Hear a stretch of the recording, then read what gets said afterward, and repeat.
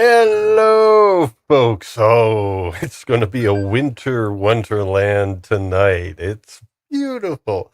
I love blue winters. They're nice. Oh, yes. Tonight we are doing the middle portion of King Arthur 2004. And we're looking at some of the historical implications and other things, all the things about this film. It's like, does it work? Does it not? I mean, overall, I have to let the cat out of the bag. I enjoy it. Is it really King Arthur? It's like, it's a little strange. I mean, it does. We're going to get into it later. Yeah, it does something right. Some things right. Some things don't work in an Arthurian tale. But overall, it is cool. And it is visually beautiful. Quite stunning. And you know what else is visually beautiful and quite stunning? Well, beautiful in so many ways. This lady.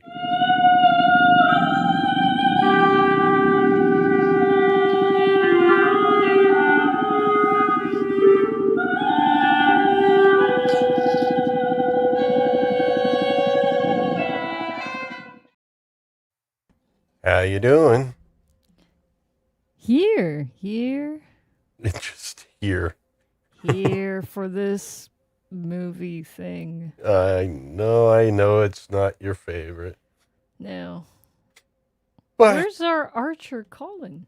well, one thing the movie did give us is, at least for tonight, another intro for Colin. Far out of range.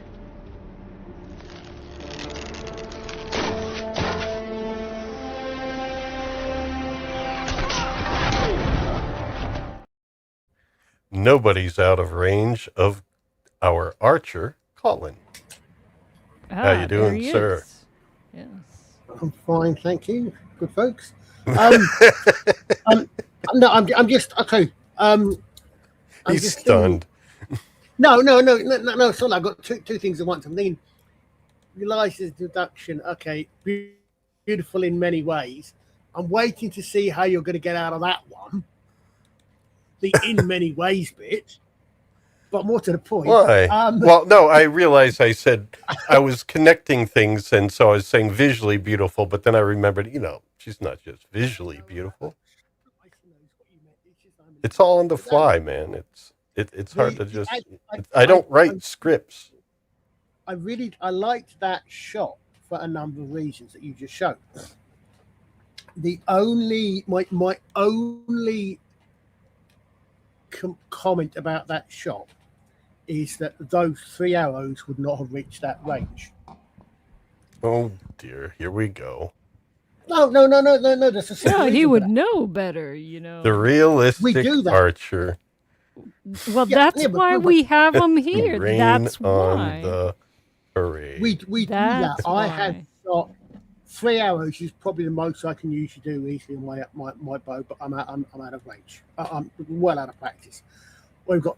Would you like to know what the Guinness World Record?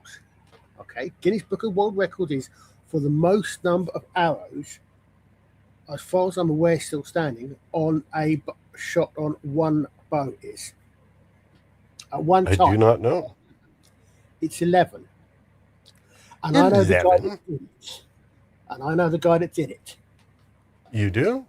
I do. I haven't spoken to him in a very long time. He's a nice chat. He's one of my books. Yeah, I mean, it was a very specific thing, and it ripped his fingers to shreds because you have to have quite widespread fingers, and you have what you do is for once you actually alternate your arrows, because normally you only have one arrow on, and you always have it with a flight out with a cock arrow away from the bow. Right? Otherwise, Colin, it gets. could we get him on earworms? I haven't talked. I don't know. I haven't talked to the guy in years. Oh. What is your limit, Colin? The most I've done on a semi-regular basis, and I haven't actually shot for about a year or so, is 3, like Ray Winston did there. But what you do is you literally alternate the direction of the arrows so that they fit in, so they slot in a little bit like that shot in Men in Tights, when Carrie Elwes gets, and he's got half a dozen arrows, literally strung together like the bullets in a machine gun chain.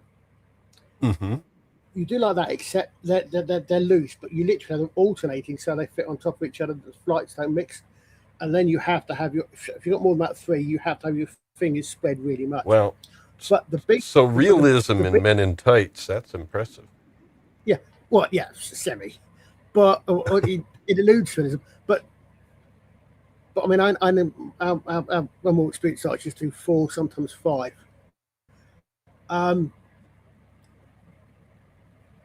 Yes. What's up next? Yeah, Colin. Okay, fine. Okay.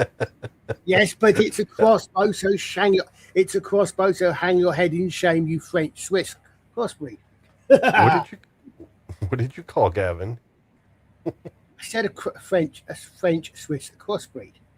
Oh, a French Swiss crossbreed. The problem with that is that what it actually does is a chocolate croissant. Yes, you literally got 3 arrows.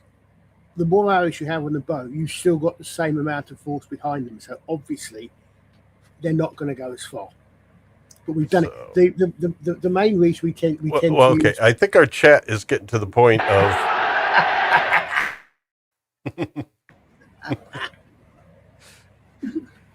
Well, yeah. As we go, you keep bringing up these archery facts as we go. I think we got to jump into it, though, here. I mean, it's a variety show. You can do that, but the more arrows you have on the bow, the less power, the less distance they're going to go, because the same energy is split. Well, just to show you how detail-oriented I am, I didn't notice there were 3 arrows. I just thought, oh, they're sewing them that the...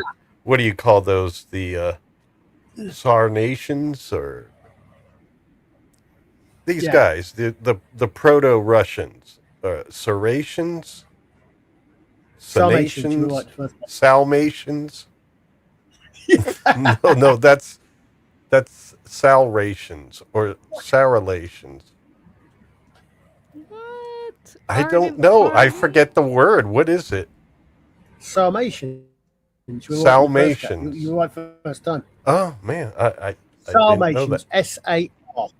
Yeah, like Dalmatians, but people. Okay.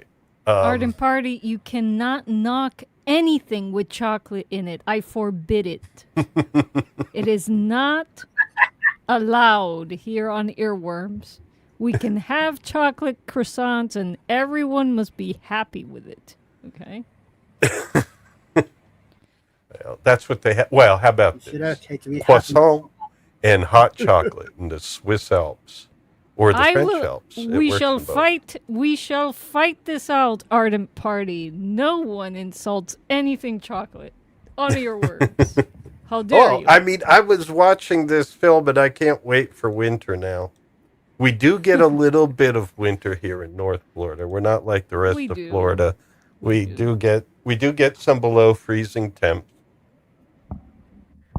Yes, it's crypto mining time when it gets cold, because might actually earn a little something while you're heating. So anyway, let's get on with it. Tonight we got King Arthur in the middle of it. So this is where it really starts heating up. This is where we get some action and some romance. It was all just depression in the first third.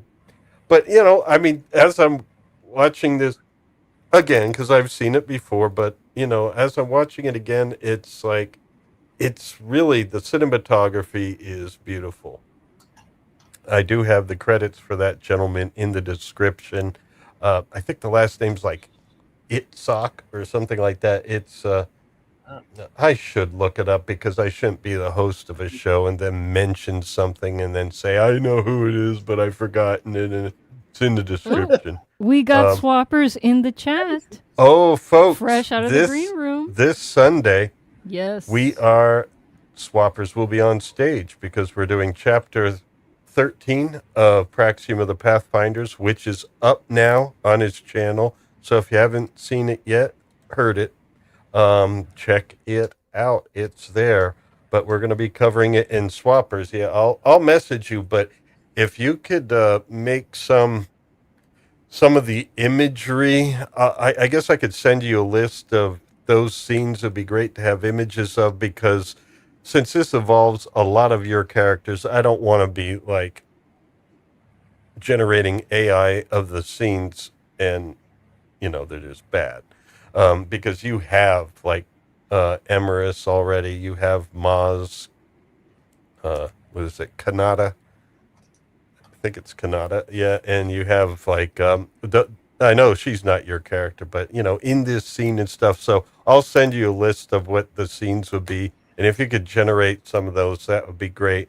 Um, yeah, because I really don't want to just give shitty AI of knockoffs of people. Maybe a little joke here and there, but we should have some strong ones throughout. So I'll be in touch. I'll send you a list of the, or you're the author, so you could start generating some of these scenes. I'm sure we'd generate pretty much the same ones, but definitely one of Ray eating a Melu run.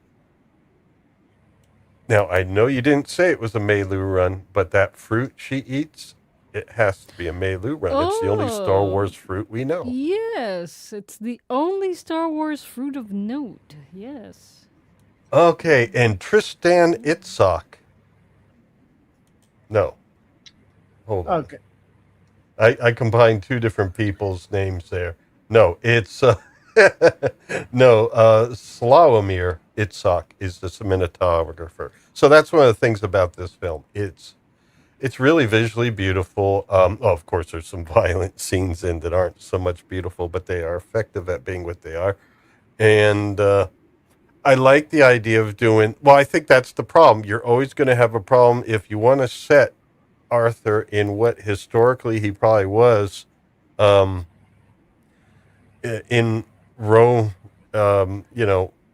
Romano-British times.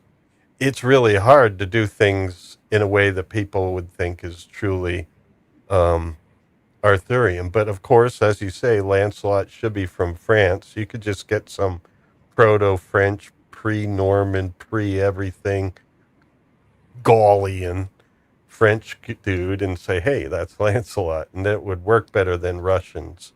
But I think the Russian concept is cool. But if they just wouldn't have called him Arthur, just not say King Arthur on the title, they could call him Artorius, just have him not be that Arthur. Just some run-of-the-mill, meet you down at the pub Arthur or Artorius. Then it would have worked, I think. And I think that's something like you were saying last time. Are you still there, Colin? Oh, no. Colin. Uh-oh, he does have issues now. Oh, there he is. You're back. You're not hearing me? The green. No, I didn't hear you until Colin. just like a few words just now. Oh, okay. Yeah, maybe it's a connection issues again. Yeah. I mean, the fact they've got Artorius being a Romano-Brit, that's probably the only thing that's probably the most accurate. Yeah. As I said, I mean, I don't have any real problems. The summations are not the things that I have. Yeah, it's just call them something different. Wait, the Romans did it. Yeah. Yeah, and I mean, I guess it. All right, we're gonna talk. We're gonna talk as we get to Guinevere, because she's coming up, and I think when we get there, we'll talk about her. Because in some ways I do like her, but I know some ways in which folks can get irritated a bit too, especially with a lot of the other stuff that's been happening in modern films. But yeah, as a Guinevere here, it's like, well, I don't know if we could have what we traditionally think of Guinevere in Romano-British times. It's, well, anyway, let's get on with it. So what are we doing? this is She- yeah. she- All right, go ahead, Colin, and then I'll get on to the slide. I was going to say, as Flav, hopefully I'm getting my facts right, and Flav having a Celtic ancestry may know this better, but Guinevere would have been a Celt. She just would have been a Welsh Celt rather than a Scottish Celt, probably. A Welsh Well, tart instead of a Scottish tart. Yeah, a Welsh Celt. No, I just took that from Life of Brian. Yeah. When Brian's mom came in and just called Judith a Welsh tart. So anyway, these are my first slides, but I'm looking at them now and it's like, oh, that's right. It's these guys. It's the Saxons. Ah, that's right. I was like, wait a minute. What? This doesn't look right. Oh, okay. No, it is right. The Saxons. That's what happens. Immediately after that scene with Lancelot and Arthur talking, now we're at the Saxons. And the Saxons, of course, they're invading. And so right now they're the invaders. I know later they're the people there, and then it's the Normans invading, you know. And of course there were some Viking raids and contributing to the population over time here and there. But so at this time it's the Saxons are the invaders. They're not the residents yet. But that's the thing. Over time, it's just like everyone, you know, at some point they were an invader and then they just take up residence, and generations later, what are you going to do? I'm here. I didn't do it. I didn't invade myself. It was just like a few centuries ago. People did. I'm sorry. I hung one out to dry there. Yeah, absolutely. But it's a point. No, so so no. I moved my mic a bit for my mook. My mook. My mook could arrive. Right now, I'm spooning it. My mic had been moved and got moved a little bit out of the way. Yeah, I mean, I think these guys again, they actually look quite good. I think it did actually make me wonder that wonder about where the Saxons did actually come ashore, because we've got the Roman Britons refer to a thing called the Saxon Shore, which is basically the southeast coast of England, because that's the bit that faces that part of Europe, the closest bit to Europe. But if the Saxons are coming up, where they're coming from, I genuinely have to check if there's any evidence they ever did come over in largish numbers north of Hadrian's Wall, which is where these guys obviously are. Yeah. I mean, unless someone who knows that area knows better than I do, I'd be delighted to find out. Well, I don't know. I mean, we could, hey, this is part of our show. It's like we ask AI questions. Let's see here. Where in Britain did the Saxons begin invading first? We'll just say first, because, you know, it'll give us more information. It'll say that there have been other waves, I'm sure. Well, I know that I do know that traditionally most of the Anglo-Saxon invasions do come into Southeast East England, because that's where you get East Anglia, for example, up to Norfolk. Yeah, East Anglia. That boulder got Anglia at the top, and that's where that's East Anglia as in Angles. I know a lot of it came in from them, and then they went down because the Jutes, I believe. Yeah, the Jutes go down to Kent, and the Jutes are the ones that no one remembers, because the Angles, the Saxons, and the Jutes with a J. And they're the ones that everyone forgets. Everyone remembers Anglo-Saxons. No one remembers. Anglo-Saxons, and sometimes they just drop the Anglo and just call everyone Saxons, right? Yeah. Yeah. Southeast coast, yeah. And Kent, and then the eastern seaboard. Well, I guess eventually it was like the whole eastern seaboard. But yeah, in this case, it's almost like they're saying they went up north. But I imagine when initially invading, they probably maybe did have some that went up north just to encircle the Romans. Well, yeah, I mean, it kind of makes sense depending upon what your intention is. Because if you got north of the wall, yeah, if you want to come south, you've got to go through the wall.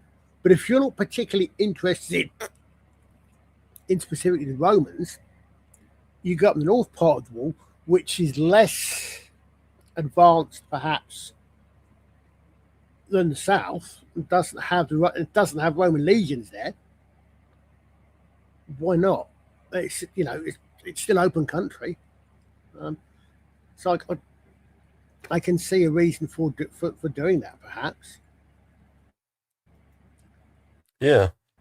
Well, so It's yeah, I an guess it's interesting possible. question. That's the whole Where thing would where you it's go? like, okay, it's possible they did this. It's not the main wave though.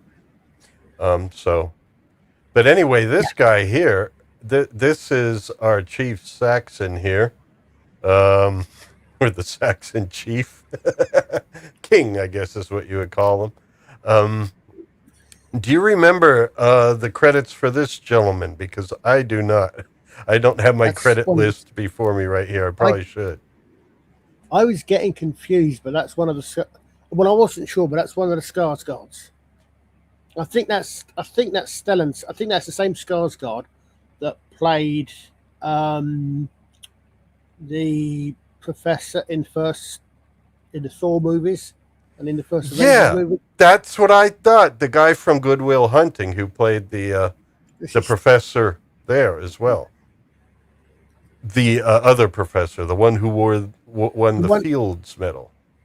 Yeah, he's in Avengers. He's the one that gets taken over by Loki. That's I heard his voice. I heard his voice, and it's like that's him, right? But I Mm. was looking at it. It's like I can't tell. There's all this Saxon hair.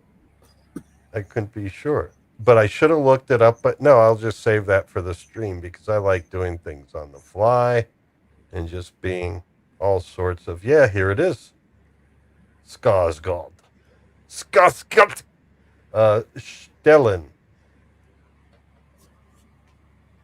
would be the gentleman. So yes, and he has a name. It's Cerdic. Cerdic is the name of the character. I just thought of him Yep, as the as Kurdic and just the king Surgical. because they don't say that much. Because you don't. Most of his men are not going to call him by his first name. No, They just call him Lord or Your Highness or mm, that sort of thing. But he's also been in what is this Sentinel Value Andor. He was in Andor. Well, I didn't see Andor. I just watched it through Brown, and no one mentioned it really. I don't, or they did, but I didn't notice. Mm-hmm. But yeah, that's some of his other credits recently. Uh, I don't. I Chernobyl. don't. I don't remember Vercingetorix being in this one. Ardent. Could have been though. I suppose in the background somewhere. What did he say? Stella. I'm sorry, I can't see it. Arnott Party said he thought he was Vercingetorix, which is another. Well, I looked at IMDb, not to say that they can't be Yeah. wrong occasionally, but Oh the name they had there was Cerdic. no, that's definitely he is definitely Surdic, but Vercingetorix was no Vercingetorix would have been earlier because Vercingetorix I think is the king who's conquered and taken in chains to Rome. Mm. So I think Vercingetorix was 1st or 2nd century AD. Was there a Yeah, historic Cerdic? I don't probably. know this. It's certainly. I know in the Ivanhoe in Ivanhoe, which of Everything course is comes set. back to Ivanhoe. Well, no, again, it's set about 1,000 years ago. Yeah. One of the main characters there is Cedric, which is quite possibly a derivation of Cerdic. Just switch the R and the D. Yeah. Well, he has some trouble right here because this guy, one of his men, was doing something rather nasty to a woman, a British woman, And he's like saying, no, you can't do that because that's just bad. But it's not because he cares. It's because it's like they're a lower blood than us. Yeah. Saxons think they're all that, and the Romano-British or the British, the natives, shall we say, they're a lower life form than us, so you shouldn't do that. And here's his son. This is Serdic's son. We'll call him not Peter Woodward. It would have been nice if Peter Woodward were doing this character, though. Yeah, He's bald. I'm getting used to it. Yeah, I'm sure. Yeah, Vercingetorix was the Gaul, wasn't it? Yeah. I'm getting my ancient enemies of Rome confused. Thank you for that.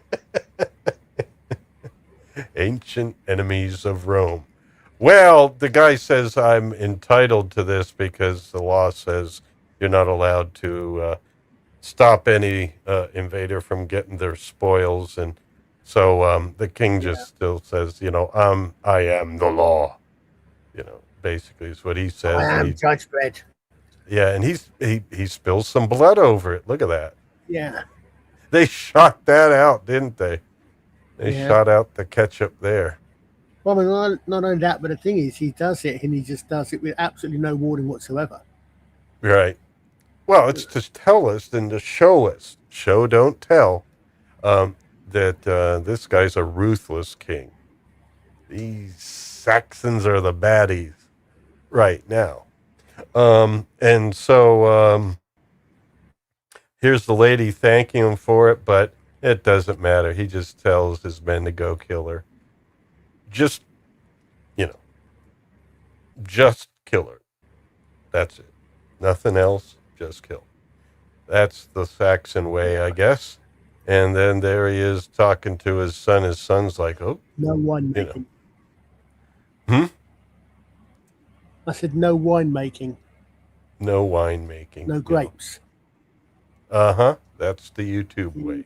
The YouTube way and the Saxon way are very similar. Well, meanwhile, back at the ranch, now look at that. They got a nice big Roman barn, complete with skylighting, and this is cool looking. I'll have to defer to you, Arthur. I'm about to call Arthur Collin. Like when I called you Archer Collins to begin with for a few weeks. Sir Arthur Collins. So I don't know. I have to defer to you. Do you think they did research and said, okay, this is, what Roman, I guess you wouldn't call it a barn, but it's like place for horses to run around a little bit. Yeah, this kind of looks like a scene from Patton. That scene where Patton's on a horse, and I think it was like a big enclosure like this with the lighting. Well, I mean, the thing is, I would imagine that an indoor horse training arena is going to look pretty much the same, no matter when you are. It's got to be lit. Yeah, it's going to be lit. It's going to be a large area to give the horse plenty of room. And basically, a large converted barn or something. Yeah, with plenty of lighting. So yeah, it looks like realistically that's the way you do it. And outside we see the place is looking like this. Is that? Yeah, I think. Yeah. Good point, Flav. Go back one. Okay. Yeah. Flav's got better eyes than I have. Uh-huh. Yeah, he's riding his stirrups, isn't he? Really? Yeah, stirrup wasn't invented yet. Well, yeah. But which makes it even more amazing that the Sarmatians were able to ride they were. I'm not sure if they had something. Because that was really some way. Yeah. I'm really going to throw AI off now because I got a question and we might as well ask. Maybe Flav knows. So Flav or AI, I could ask the same question. Does did the Mongolians, let's just say, well, the Mongolians were much later than the Salmatians. Did Salmatian riders have stirrups? No, they did not. So they didn't even have them over there in Asia. No. I know I know they had that. Obviously, they had the ability to control the obviously to control the horses because they were scouts and skirmishers. Mm-hmm. So that's one thing that's a little bit off there. Now I'm saying Salmatians, it's Sarmatians with an R. Yeah. Before I didn't know whether it was with an R or I knew it was some Asians and with an S. Man, my brain. But the thing is, they, from carvings and different things, they could say that there were no stirrups. But I mean, man, so it's impressive. I guess they felt they didn't need them. But I guess later it was nice when you had them. Now, here I'm looking at the roofs. And is that like really pressed thatch? Could be. Yeah. It certainly looks like it. It's not tile. It looks a little, no, it looks a little bit thin, I think. I've always thought thatch was thick in that, but it certainly looks like it could be something like that, yes. Yeah. Or even dried matted grass or something. Dried turfs. Yeah, and that, I guess, would work, but I know that the Romans, didn't they have clay?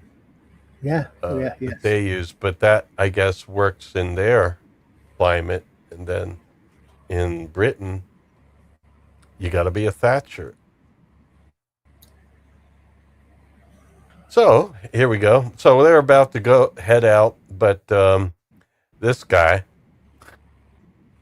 Germanus,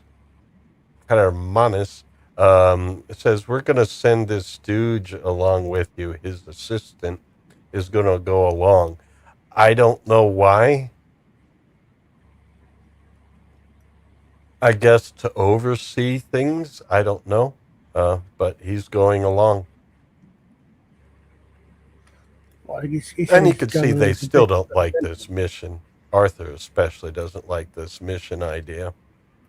Yeah, because it was unfair. His men were supposed to be free, and now on the day they were going to be free, they got to go on one more mission. Oh, one cool thing. They do say later, the lady, Guinevere, does say, "You're Arthur, the one with the men of the walled." She didn't say round table because no one knows if their table's round, but she called it the walled kingdom.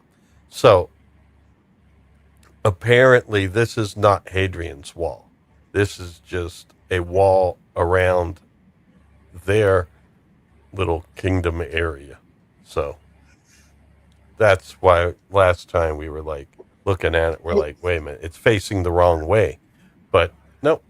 It's supposed to be Hadrian's wall because that's the only one that makes sense. But well, this is a wall around the kingdom, and then there's Hadrian's wall that's out further away. So last time we thought we got them on a directional thing, but it's, I guess, not.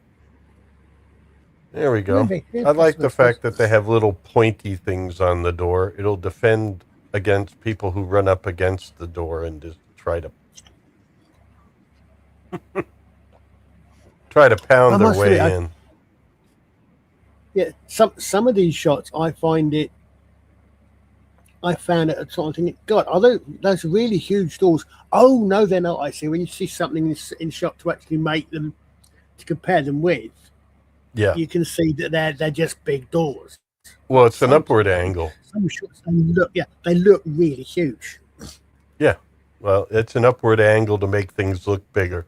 If you look at the ground there, you could see the camera's not far off the ground. Yeah, yeah. And so it makes things look a lot bigger. Although that's a big hill and they're heading out. This looks like a scene from Monty Python and the Holy Grail. Still, the oldest King Arthur thing we've seen is the Monty Python film. I think it laid the groundwork for what came afterward. Yeah, I imagine there should be a little skull here on the ground, and they should be riding out of the nose. Yeah. So anyway, they're off on their new quest. And then meanwhile, back here we see there's a traitor. There's a traitor that is giving the Saxons information. There's always got to be one.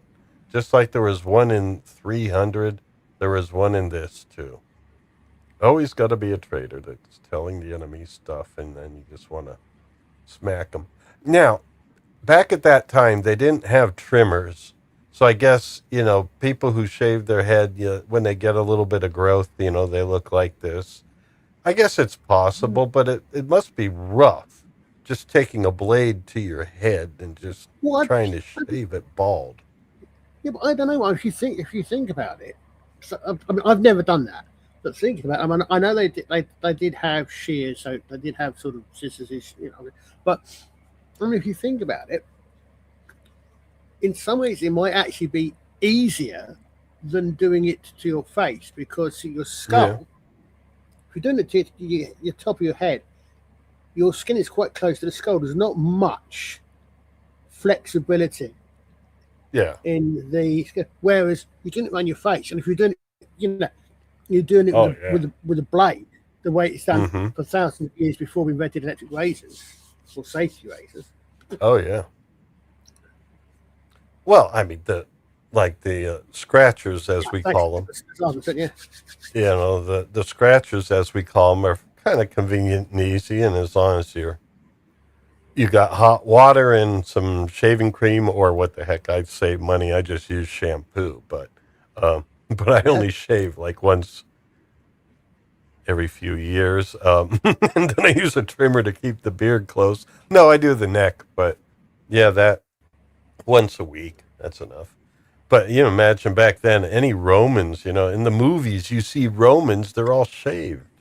And even the Saxons, at least this guy's shaved. I guess the young Saxons are shaved, and you earn a beard as you get older. Well, so he's sort of gotten the beard. I mean, I'll tell you, I didn't actually check, but this guy in this image, every time, he reminds me very, very much of the actors in the TV series Vikings, which is set about 800 years later. Yep. I don't know if that's in there or not. I've seen a few. I think I've seen the first season of Vikings when it came out, and I don't know if it's the whole. I think it was pretty much the whole first season, but then I didn't like it after that one guy. He's at that big old Viking festival that they have where they get high and then somebody kills them. Ooh, I can't say that on YouTube. Somebody Minecrafts themselves. Deletes him.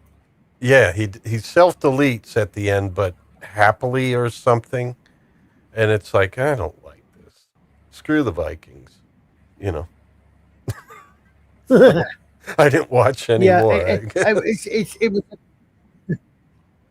It was another one of those shows which actually compounded about 500 years of history into one family, into one generation. Because most of the events they refer to in that show actually happened. Just not that close together. Okay. Well, you got to make them close. Yeah, you make them closer together because you want to cover interesting bits. You don't want to have like a few episodes where nothing happens, But I mean, I'm not sure how far you're going. I can't make sure when it happened. But at one point, the guy who is the brother of the main character, who actually sort of goes and starts working for the French. Actually, he's about 5 generations to one, but he actually gets made.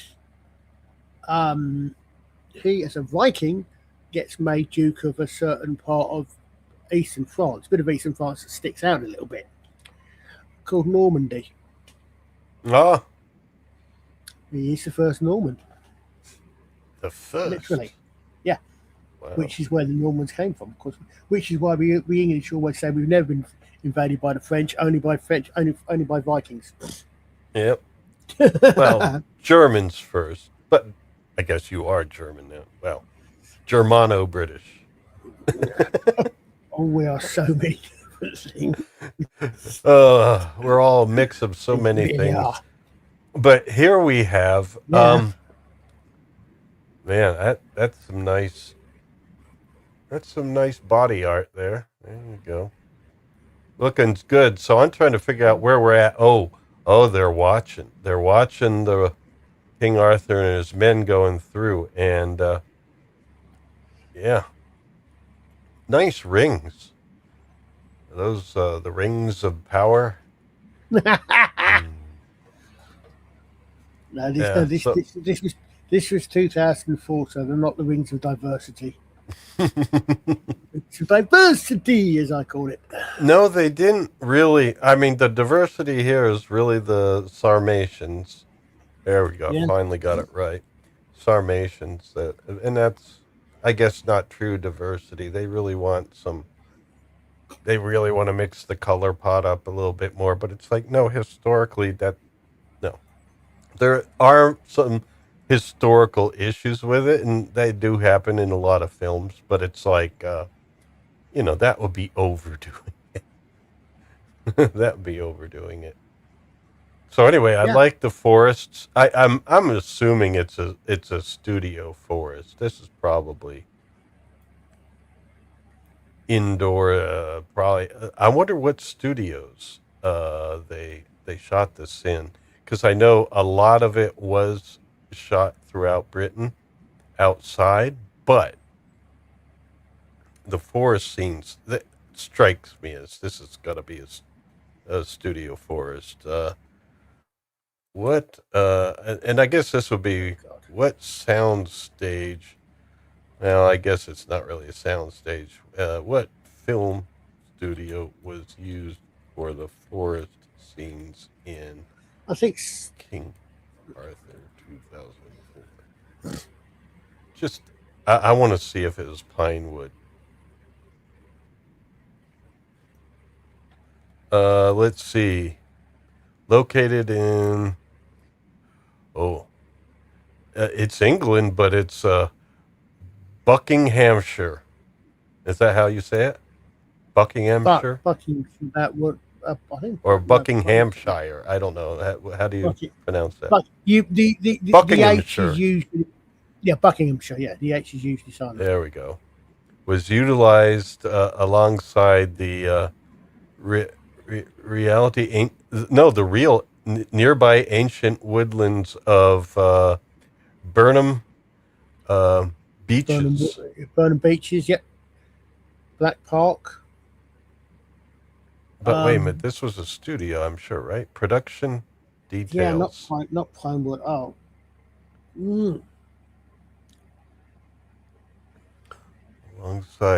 Alongside Hadrian's Wall.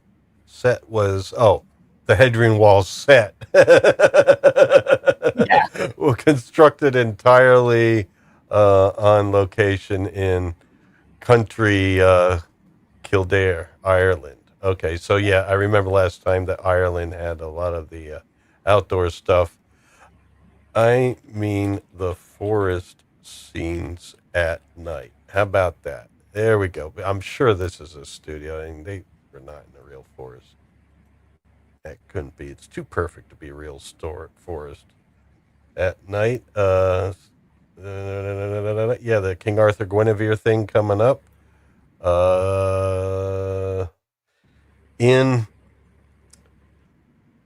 Here another British word.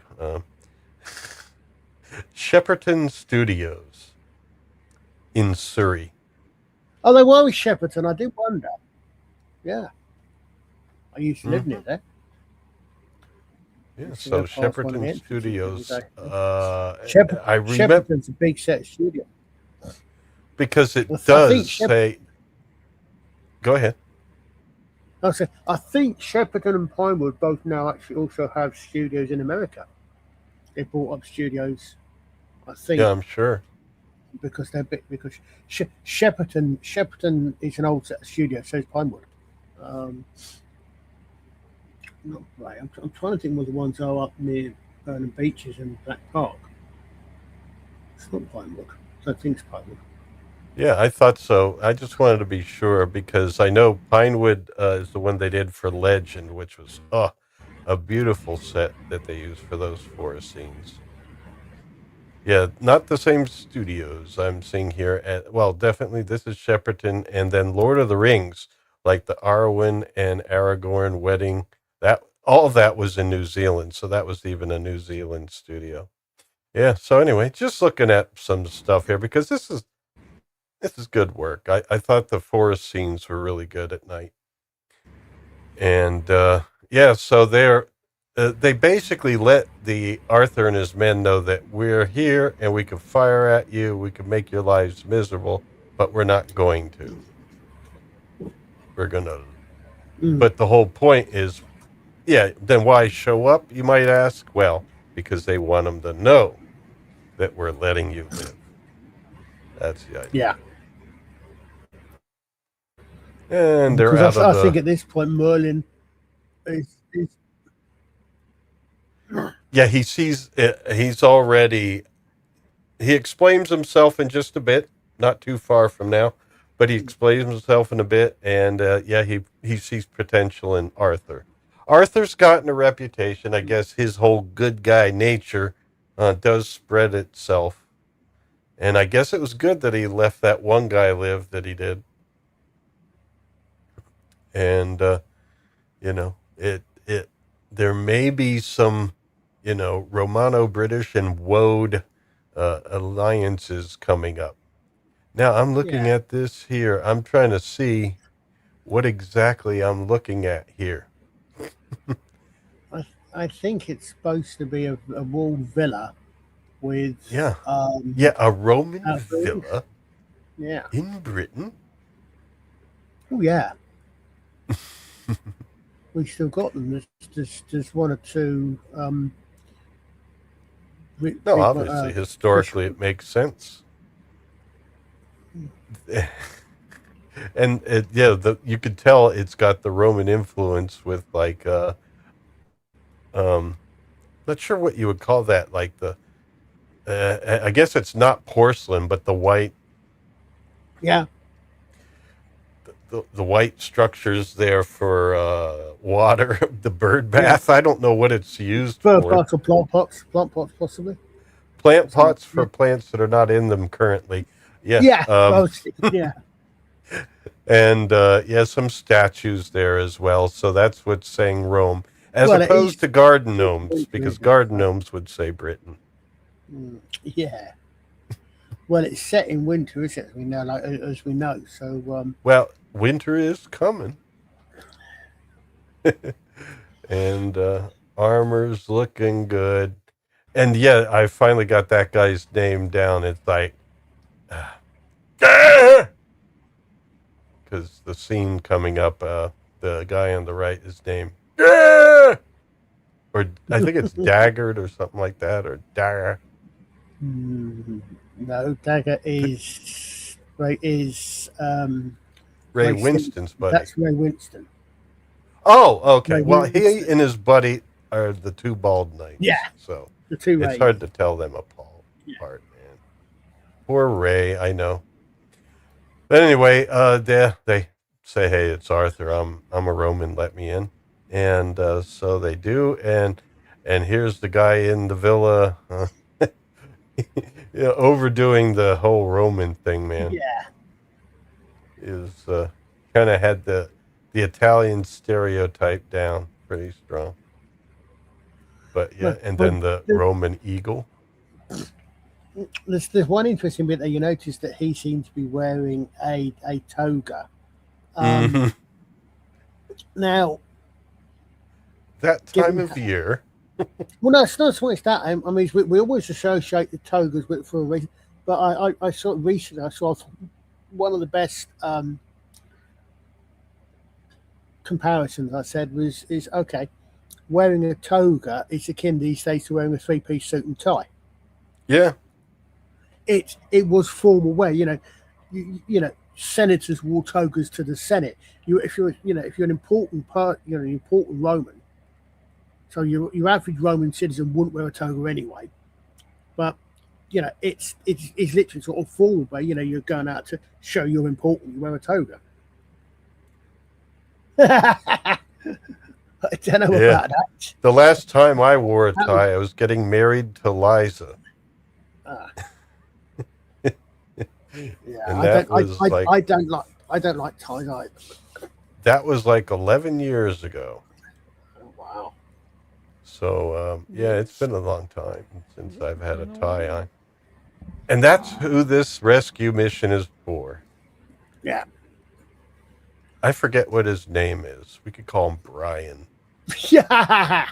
Young Brian there is going to be rescued, and this guy's not so sure about it. He does like this idea. It's like, well, you're going to be the Saxons are coming, and they have like an army, so your little handful of guards are not going to do anything for you here.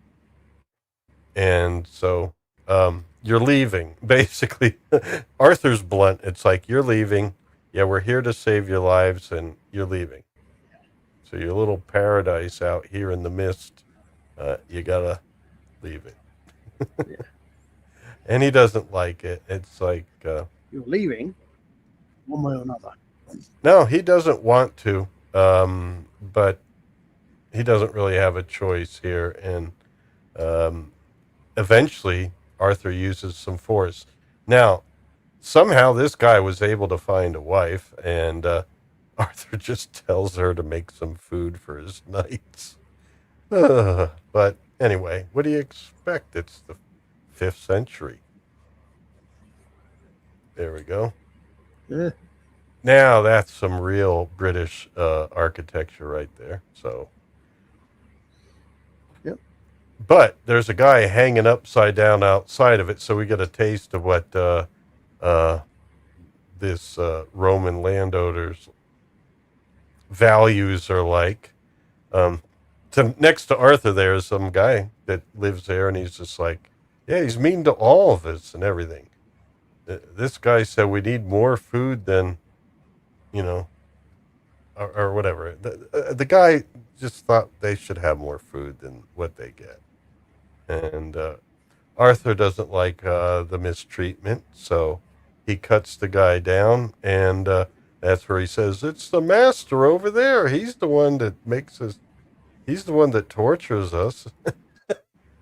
It's like, well, I guess I wouldn't call this guy a rat just for that, because when you're living under a tyrant like that, I guess you're allowed to tell big strong guys with swords that might be able to do something about it. He's like, Arthur says, no, this is unjust. You shouldn't have to live like this. I mean, amongst other things, they've just heard that the Romans are pulling out and the Saxons are coming. And not only that, the Romans are pulling out sometime in the near future. The Saxons are coming, well, they're right behind us. Exactly. Well, the other thing is, as we see, until a scene coming up later, Arthur's vision of Rome is completely different than what Rome is. And somehow we're going to find out the kid that they're picking up here knows more about what Rome really is than Arthur. Probably because he's been there more, or sees more and hears more from higher ups in Rome. Yeah. Maybe because of Arthur's relationship.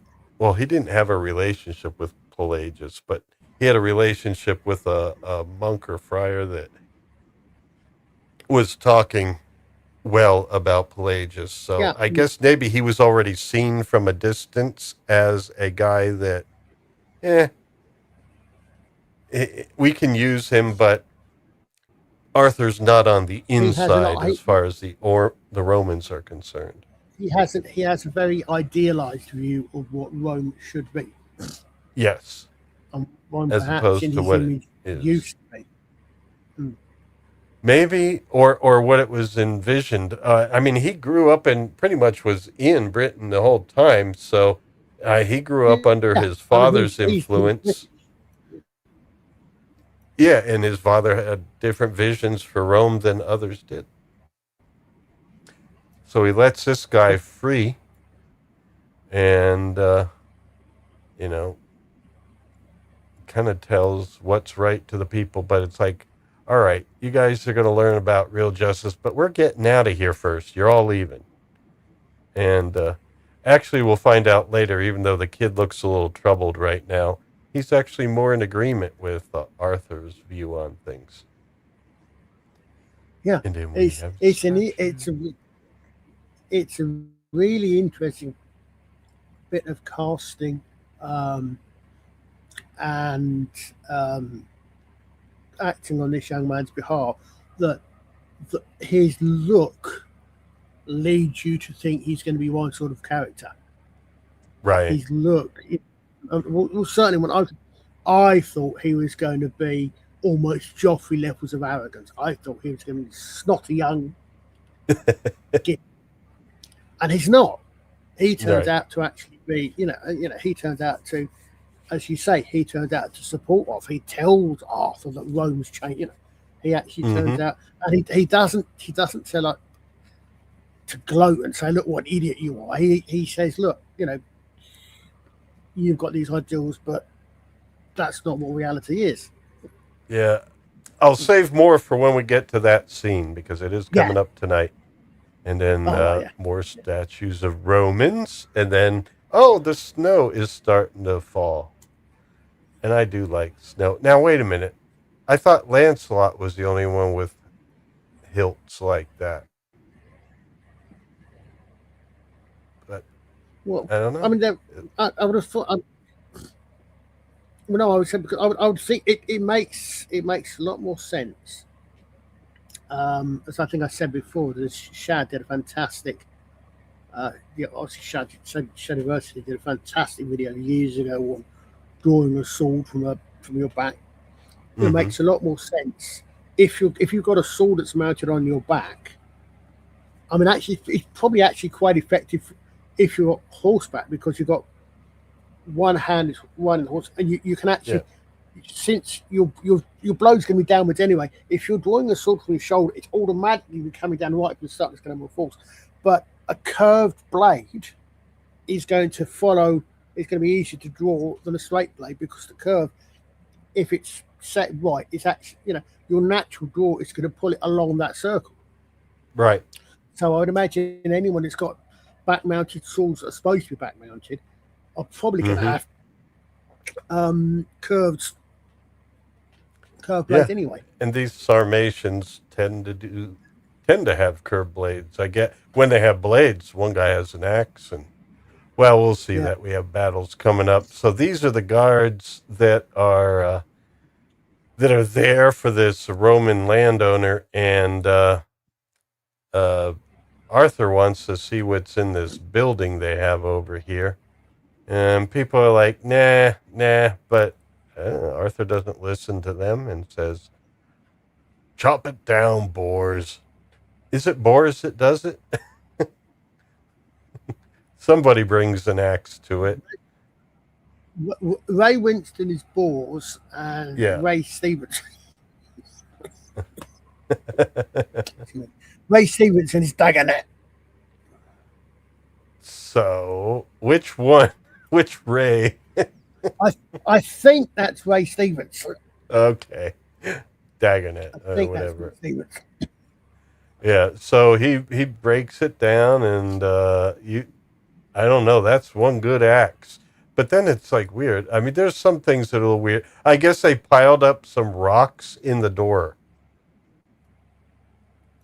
Because there's a doorway there. Yeah, I mean, they're trying to seal it up to hide it. I mean, it does make you wonder, okay, but what are you trying to hide? You're trying to seal up Well, I guess they story. knew I mean, that. Did they know Arthur was coming? I doubt it in the rescue mission. Because usually you do a rescue mission, you just send the rescue team, and it was like pretty much if they sent knew, as soon as Germanus got there.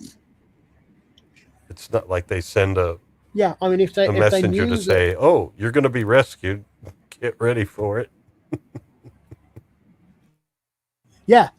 yeah, exactly. I'm thinking. I mean, I So I suppose don't if think they they were were hiding all, it from Arthur, but yeah, the I whole mean, thing I is they suppose, were burying these guys in. Like basically, they were burying these mm, people in and leaving them there to starve to death. And so I don't know why they didn't really. Not as much detail was given about it, and I guess that would have been one thing that no, would have helped a little more detail. And then we just know that this guy's here. He's a Christian that I guess sacrificed himself to be with them to help bring them before God because they're not Christians, the ones that they buried in. And it's like that. I don't know if Christians ever did that. I I'll don't be think no, buried along with the people we're burying to death. I don't know, but yeah, that's again. I think as we were talking about on Sunday, the word fanatic comes to mind. mm-hmm. But yeah, I mean, I must admit, I found this whole thing about hold on a second, but um, I'm Yeah, I generally didn't not. understand it. I didn't really quite know what No, was going on. no, It was like they buried these people in, and this guy was buried along with them because, from what he said, it sounded like it was like he was going to bring them before God, like he was sacrificing himself or something. yeah, I mean, I'm not. I was never sure exactly what it is that these people had done that Well, they didn't made. say. They're just No, woads, I guess. I think They're they hint a few times that it's because they're not Christians. mm-hmm. Um, Well, neither is that Lancelot here. but that doesn't make massive sense. I mean, I'm not that familiar with the first Yeah. books. I I'm think it may have been if they had it in at all that it was edited out. But no, this is the yeah, director's cut, isn't it? And so it's yeah. like, oh, yeah, we need a little more explanation as to what's going on here. And so, uh, anyway, they just start looking around and they see all these, like, it's too late for a lot of people here, but they found like a kid. And of course, Ray Winston likes kids because he has so many. I think he's going to add one. And there we find our heroine. I didn't know Well, Guinevere I, was I, in jail. no. Well, I mean, I don't think it's mentioned in here, but it was in the IMDb something that apparently that kid is actually her. It's actually supposed to be her brother. Oh, But it's not ever, yeah. Because I don't, but I don't think it's they ever really didn't mentioned. deliver that concept. No, unless it's another character who's meant to be her brother. But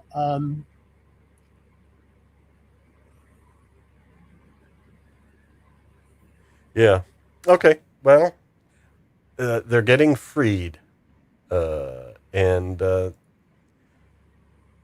that's good stuff there. And yeah, it really helps the story that they get freed. Now, we do get glimpses of Lancelot because the whole audience is thinking right now, uh-oh, there's a Guinevere. I bet. They didn't say her name yet, but, you get the idea. That's probably Guinevere, and we got to show Lancelot because you know the stories. You know the stories, folks. So, but anyway, King Arthur does the rescuing for now, gives her some water and everything. And, yeah, and it turns out the guy's upset. So, guy's upset that Arthur found the people he buried alive or whatever. And, yeah, and he's like, okay, we're all getting out of here now.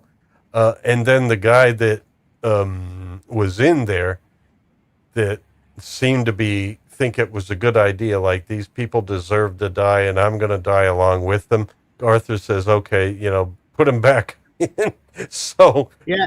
Arthur orders him to be walled back up in there. And I was like, "What?"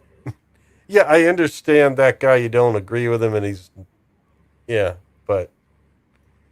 but that's the thing. It's like, why not wall up this guy that ordered it to be done instead of Well, because just he's the the guy that. the fanatic? I don't know that,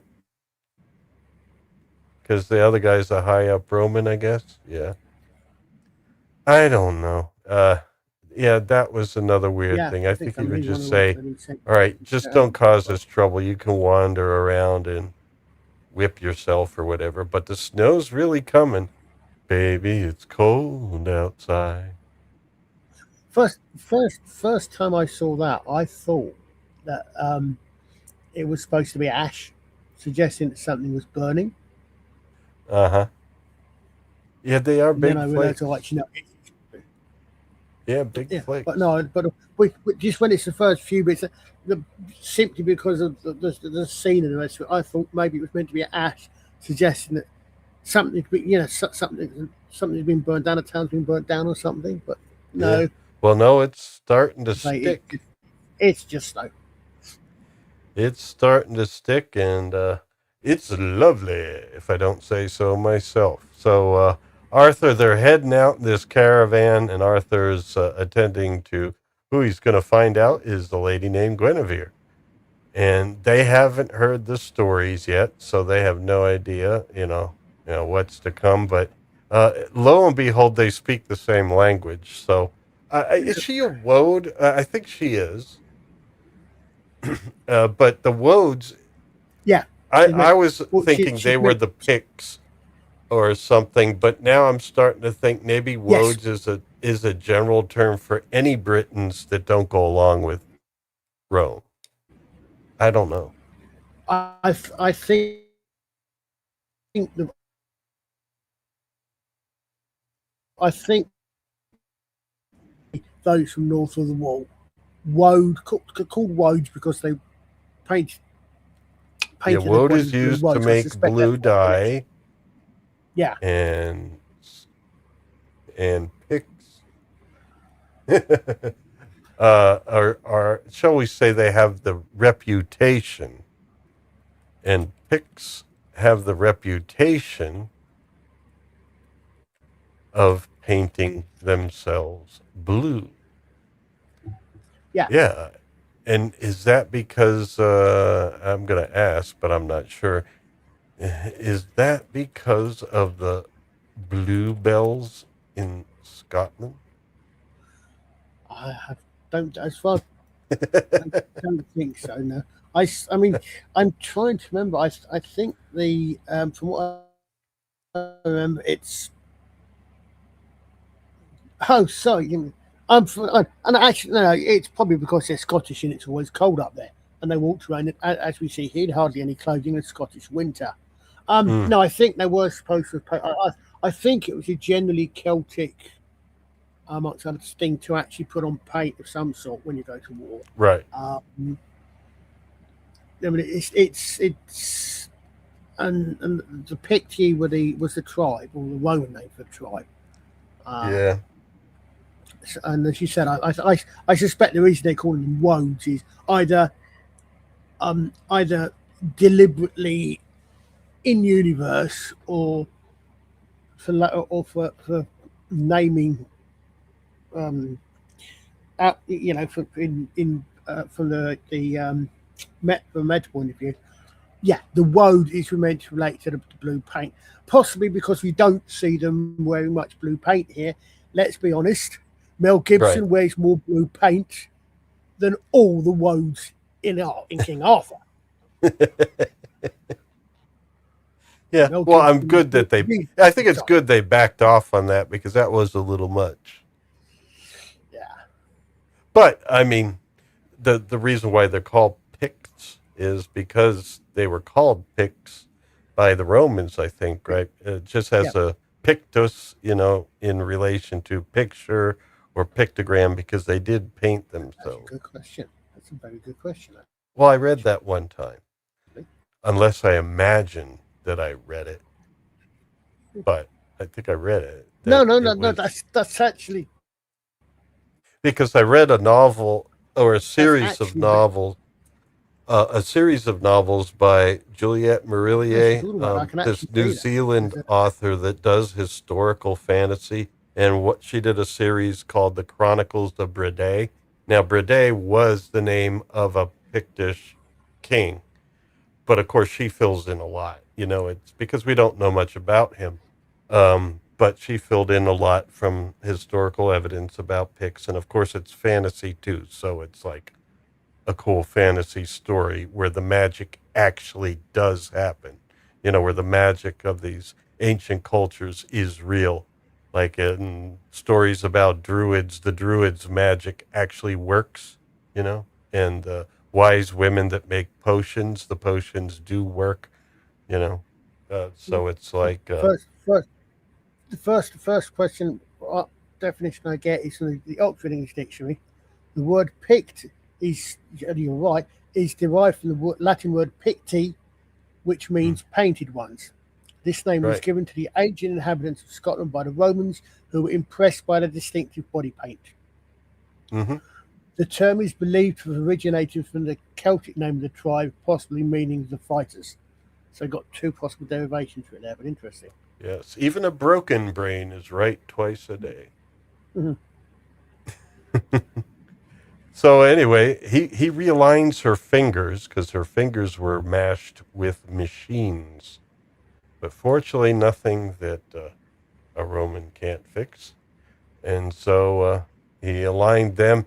And then, now, the thing that did strike me here in this second watching, I mean, I don't know anything about Keira Knightley as a person, so, but I do like some films that she's in and roles that she's played. And overall, I do.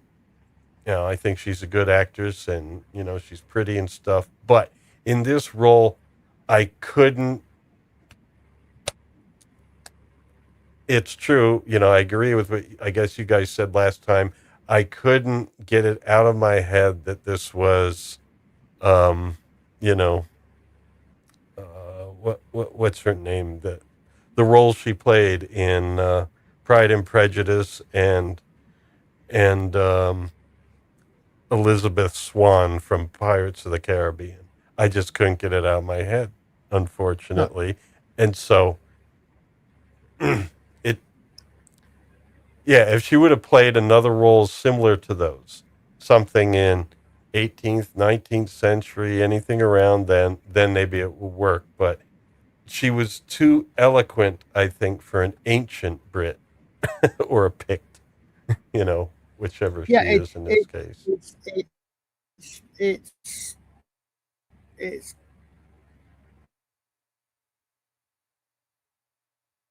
You went not a good silent, casting. Colin. I don't know if Get you're away from it. thinking or.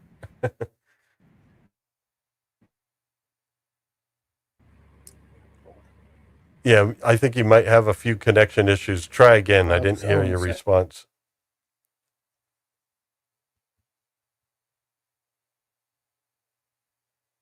I think he said, hold on one sec. So I don't know. Liza, are you there?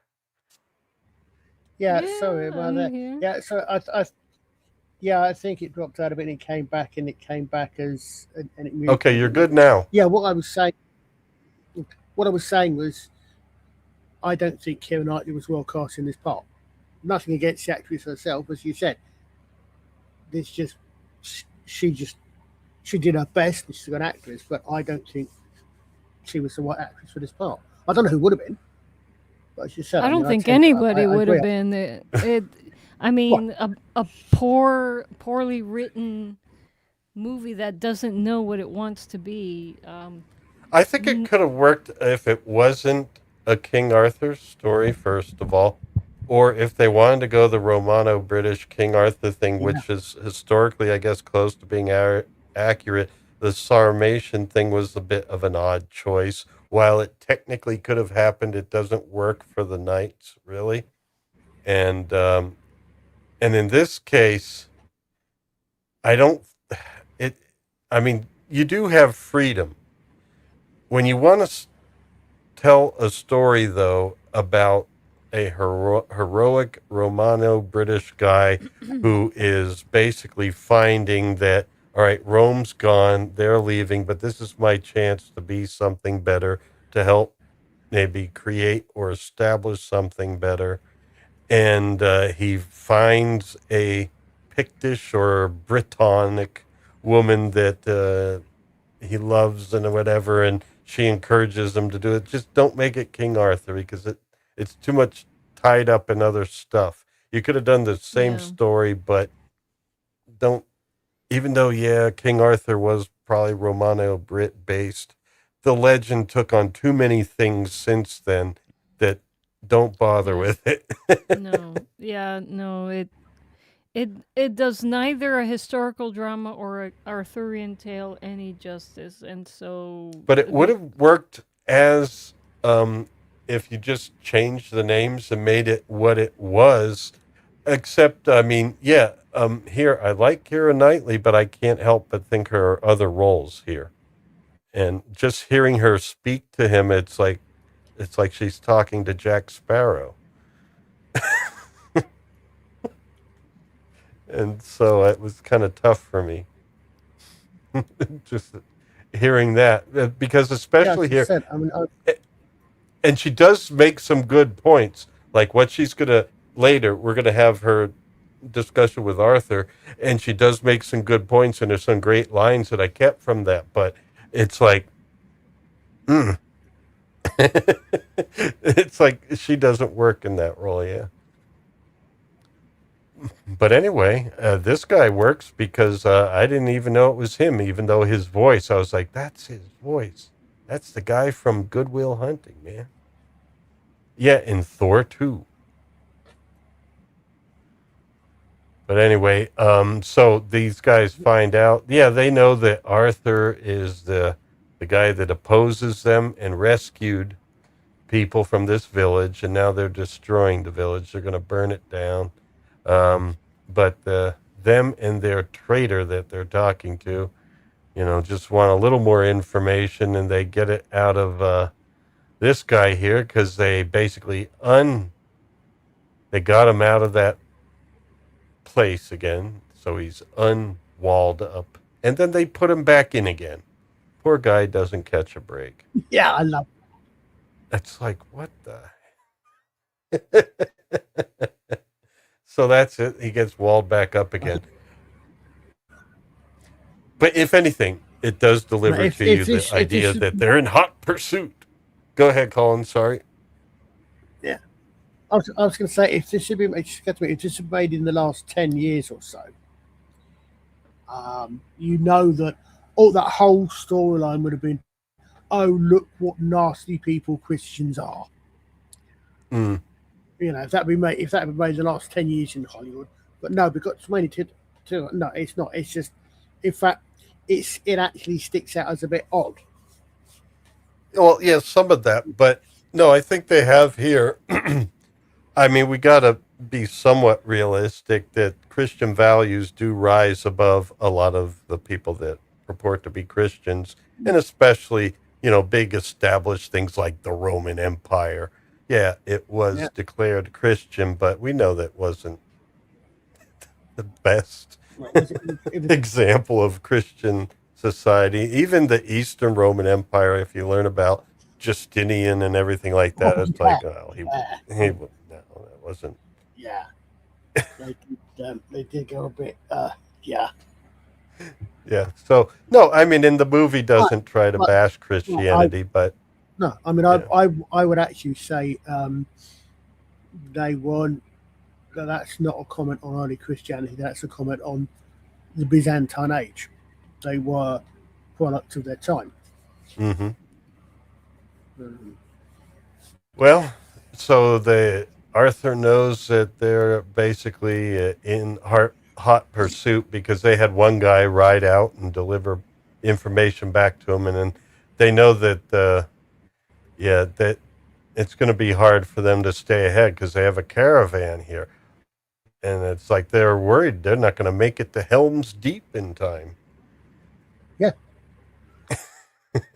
And Lancelot I mean, keeps looking at Guinevere. Again, it's Yeah, go ahead. yeah. Well, that one. I mean, again, it's another sort of a standard trope. Nothing wrong with it at all. You go in on what you think is a simple extraction operation, and you suddenly find, oh bugger, I'm in enemy territory, and I've not got to get 5 people out. I've got to get the entire village out. It's a regular trope in this genre of adventure, I suppose, and they do it very well. Mm-hmm. I mean, Lancelot's making the points, the perfectly valid points from a military point of view. Mm-hmm. That we can't, there's too many of them, etc., etc. And Arthur's making the point that but it's not necessarily entirely military point of view. It's well, that comes up later. They're not at the big lake of ice yet. Yeah. But but no, right now Arthur's looking at Lancelot because he saw Lancelot looking back at Guinevere, and he's like, "Oh, I see. She's named Guinevere. You're named Lancelot, so I can see where this is going." I read the script, and I know she's supposed to end up with me. But anyway, here we go. I mean, yeah. But here we go. We got our first clip of the night. That's nice. Let me make sure I play the right one. Oh, just before that, I'm going to make sure people are awake in the chat. You will be punished for this! There you go. Thank you. I just had time to lift up my headphones. Thank you for that. All right, so here we go. I like this line. It's kind of interesting because she's talking about, she knows he's this great leader and everything, and I think she sees an opportunity. Rome's leaving. Maybe you should stay and help, the Britons against the Saxons. And so she's working that angle. But first, she's kind of laying on the guilt trip that, you killed a lot of Britons. How many Britons have you killed? As many as tried to kill me. It's a natural state of any man to want to live. Animals live. It's a natural state of any man to want to live free. And take that, Jack Sparrow. Or what was the guy? Barbossa. When she's lecturing Barbossa. Yeah, she does the lecturing Karen very well. But it's true. I mean, she's right about this. Is she speaking Latin or is he speaking her language? It's a movie. They don't want subtitles. He's going to be speaking her language because don't forget he's native Brit. He's a Romano-British, so he speaks Latin, but he was born up in Britain. That's what's hard because we had that one Pict or Woad as they called them, and he was like Excaliburitus, yeah. And now she just comes in like, and I guess that was the thing that was a little bit jarring for me. All right, if she had some more, I know this is English here, but yeah, she's pre-English. The Britons, they were pre-English, and the Picts, and that's the thing that's still confused for me. Are they Picts or Brittonic? But since they mentioned Hadrian's Wall, you think Picts. Well, but she keeps saying Britons, so I guess she's really meaning all the native peoples of Britain, I think, perhaps. Yeah, that certainly seems to be where they're coming from. Again, unfortunately, even though this is 20, 25 years old, this movie, they do seem to be putting, even this early, they seem to be putting a few modern ideas a sort of historic out of place. But they probably have to do some of these things simply because the film's being made for the audience. It's not being made for 5th century Brits. It's being made for 20th, 21st century Western audience. So, there's some things in there, obviously, which would be out of place to a 5th century Briton, Yeah. but are perfectly natural, and you would expect to would be expected to I would say modern audience, but as in an audience. I think it would have worked better if they had this character speaking in a way that lined up more with the woad that they encountered earlier, where she was struggling speaking his language, speaking just little bits, or because you can't have him kind of speaking her language, because then you'd have to be doing subtitles. And I prefer not to read my movies. I'm sorry. Yeah, I mean, My vision problem is part of the problem there, but Liza has to read off subtitles for me, and it kind of. If the idea is that, and I'm not. Again, we got 15 years worth of history. Mm-hmm. We don't know, but from what I gather, the idea is that Arthur's not a Sarmatian. Arthur is a Romano-British citizen of Rome. Mm-hmm. But who joined the Roman army, and at some point, the implications certainly are 15 odd years ago, was placed in charge of an auxiliary unit of Sarmatian horsemen, who apparently have been based at Hadrian's Wall for the whole term of their service. 15 years. But I mean, if they're based, even okay, so he's Romano-British, so it's in the Roman world, but based on Hadrian's Wall,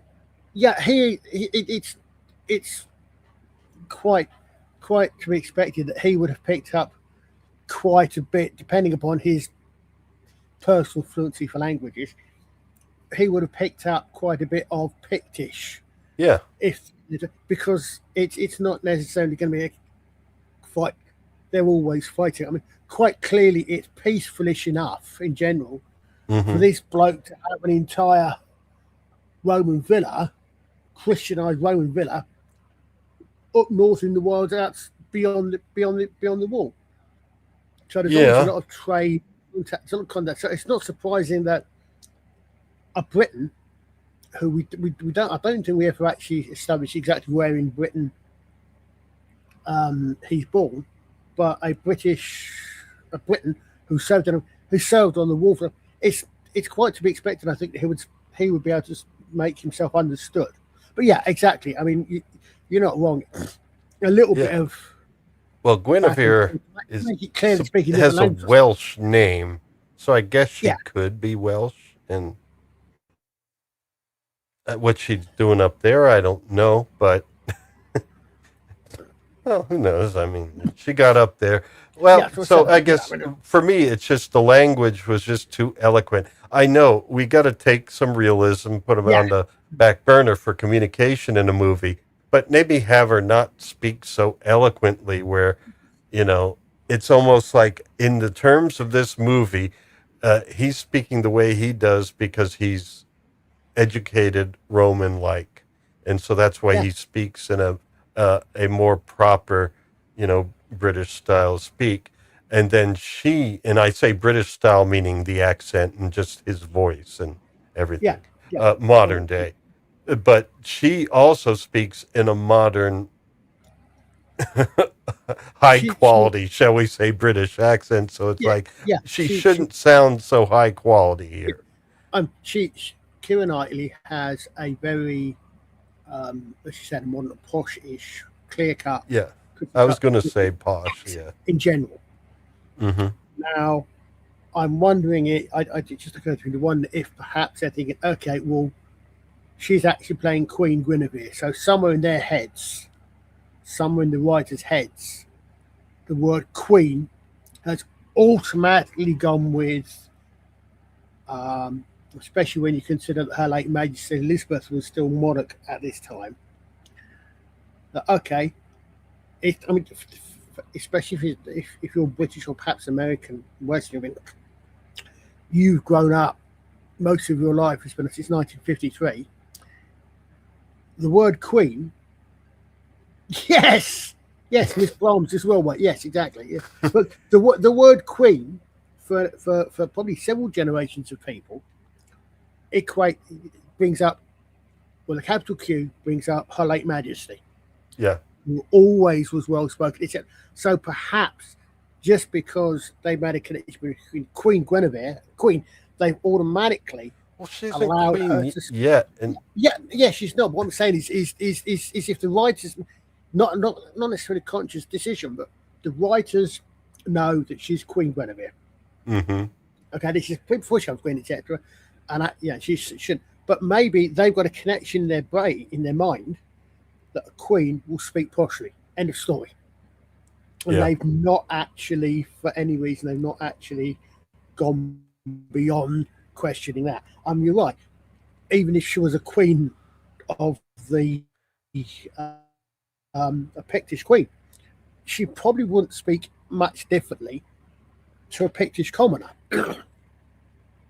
right. She would still speak Or like if she Pict. did, it would still be in the language. Here's the thing that really confused it all is they had the Woad earlier speaking a different language. And it was, so it makes you feel like, okay, well, then they shouldn't be speaking, because we are assuming that right now Arthur, his knights, and everybody in Romano-British land are speaking Latin, but they're doing English for us. So we're saying, okay, when we hear proper English, it's Latin.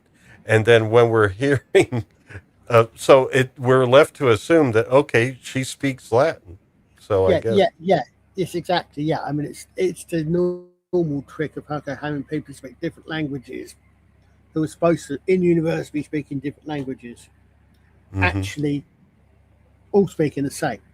The hello thing where you put on bad accents. So you can't tell if they're all supposed to be speaking the one language all the way through the movie, or if they're supposed to be speaking different languages to different peoples. Yeah, you're absolutely right there. So I guess the hello approach would work here, where she could just have an accent.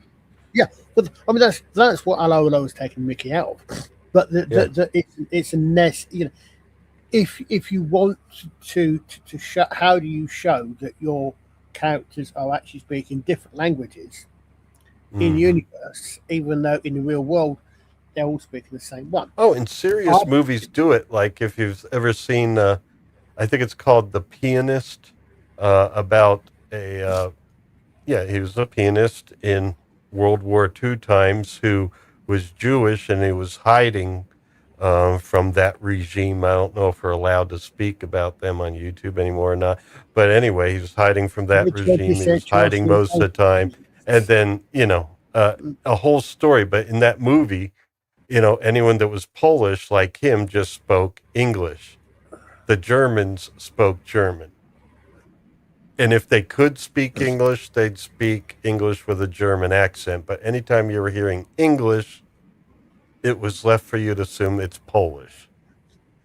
And so that worked. It was fine. So you didn't have to read subtitles for the whole damn movie because everyone is speaking either Polish or German. But anyway, well, that was a good discussion we had right there. Nice hillsides and stuff.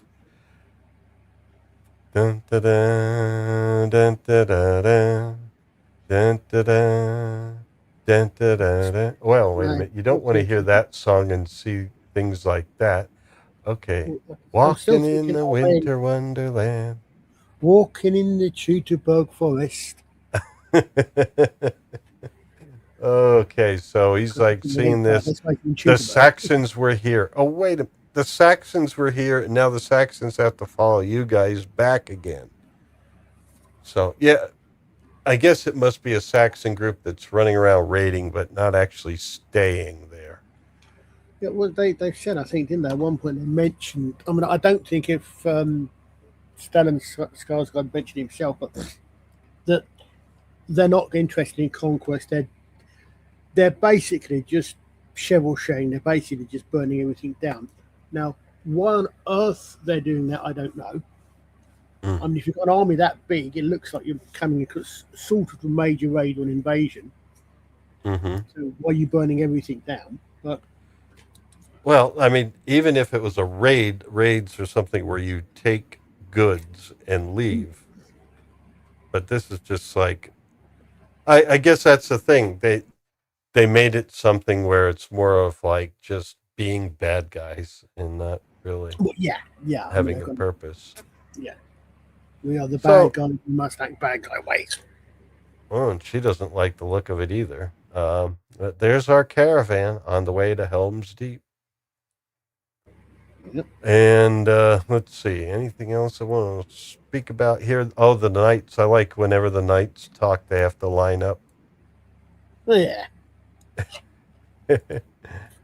And so they're making the decision. So they're gonna camp for the night. And this guy says, "Yeah, they're really close. So I don't know if we're gonna make it." And it's like, well, we don't have much of a choice. But he sends a message, I think, because he releases a bird.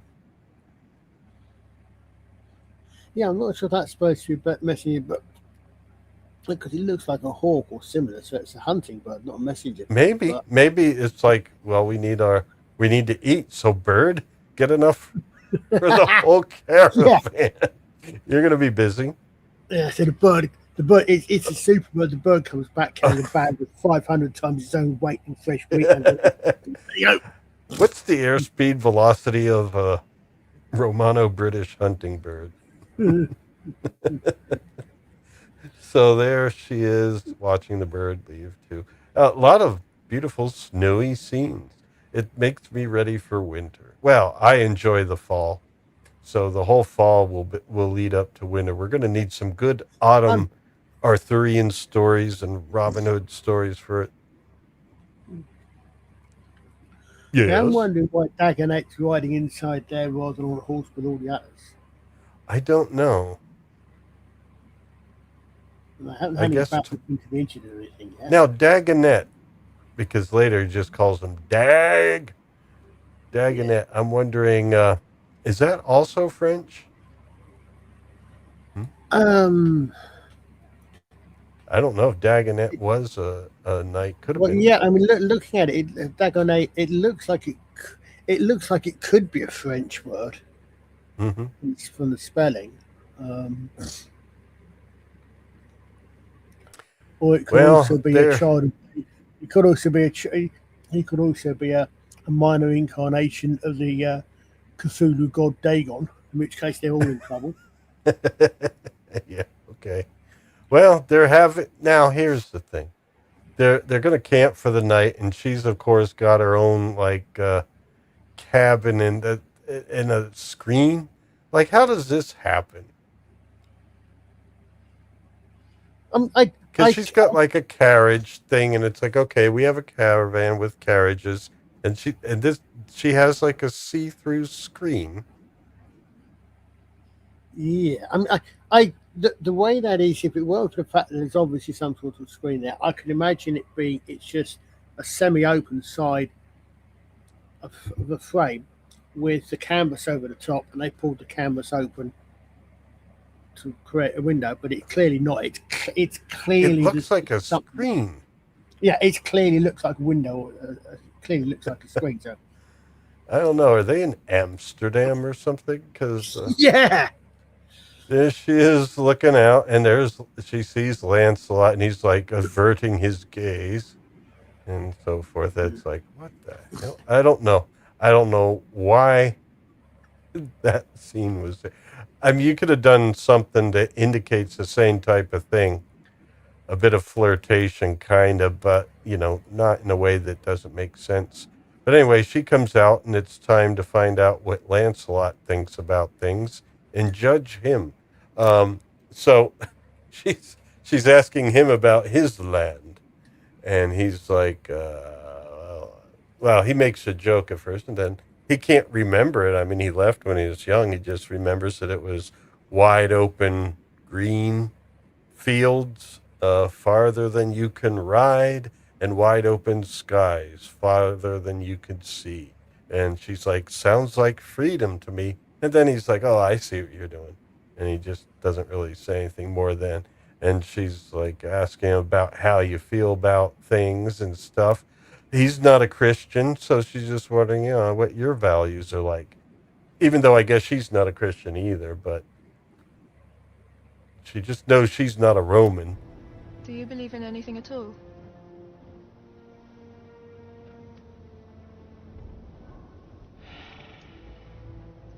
I would have left you and the boy there to die. And that pretty much ends the conversation.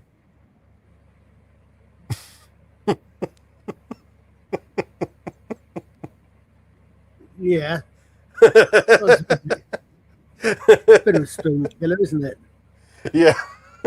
Oh, Flav! What did Flav have to say? It was a conversation going back and forth in chat about cats. Since you started it with Miss Brahms. Oh no, Mrs. Slocum can probably sort it out. Yes. Pussy will freeze in this weather. Oh yeah. Perfect example of English humour, that. Not even British, Yeah. English humour. Well, somebody's going out for a walk, and that catches Arthur's attention. But they have to remind us, for some reason, he's got to look at his little amulet here. That's all the way back from Sarmationville. Yep, That this is USB rabbit's hard foot. drive with photos of home. Yeah. He picks that up, and so I don't know why he looks at it at this moment, just before going out to find out where she's going. What's she up to at night walking away? And so he follows her. And then here's another moment for... You went past the clip. Oh, I did? I think so. I knew it was coming, but I didn't know if it was right here. But I do have a clip because there is a Moya Brennan moment.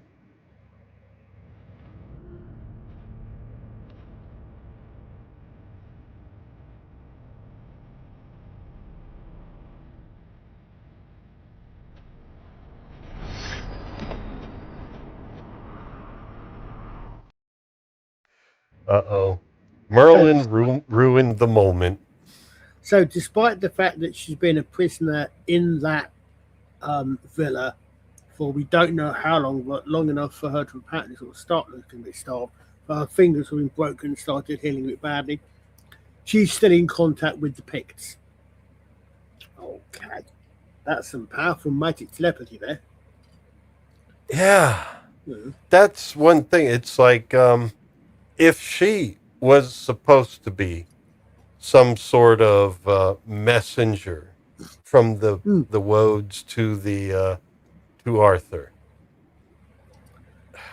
Unfortunately, she just got imprisoned by the very people he was going to encounter. I mean, it's almost like this Unless Merlin sent her over there to get captured and then hope that Arthur frees her. I don't know. I mean, it's almost like there's half the movie missing, or there's large chunks in the movie missing. I mean, if they're going to, if, for example, they were going with the bit about Merlin living his life backwards, which they haven't touched on any magic in this at all, and they don't. Well, he does magic like things here and there, but I mean, I could imagine that he knows what's going to happen in general because he remembers it. So he sends her into a position where she's going to get captured, but not been there for very long, so she's not too badly abused before Arthur turns up and captures her. So if you've got that sort of mechanic going on in the background, that will make sense. But there's a lot here that is just not told. You know, this movie is one of these ones that leaves you asking. And since we're seeing the director's cut, it's almost like the director edited out the story that you needed in some cases. Well, I've got they were saying, where was it? I had it up here a minute ago. But it was still a great Moya Brennan moment. the things that the director's cut. Oh yeah, absolutely. Yeah, beautiful. And then Merlin ruins the moment. I thought it was going to be an Aragorn and Arwen moment, but no. Anyway, so Merlin comes out, and Arthur thinks he's been betrayed, and she's like, "Well, no, no, no. Merlin just wants to talk. He's not going to cause any trouble." And yes, Merlin is basically delivering the offer. Great. He thinks that Arthur's a great this man. Disney movie. What about Disney movie? Yeah. Well, no, I'm reading this down, and it's saying about the versions, and it says originally envisioned as an R-rated piece with corresponding graphic violence. However, after the picture had been edited, Disney executives demanded it be changed to PG-13. Hold on. So I have the IMDb page up here. Do they show ratings? That's what I've got. Okay. Is it really PG-13? Because there's head flying stuff in it. Maybe that, I don't know. Maybe ever since Gladiator, you could do that PG-13. She's a director's cut.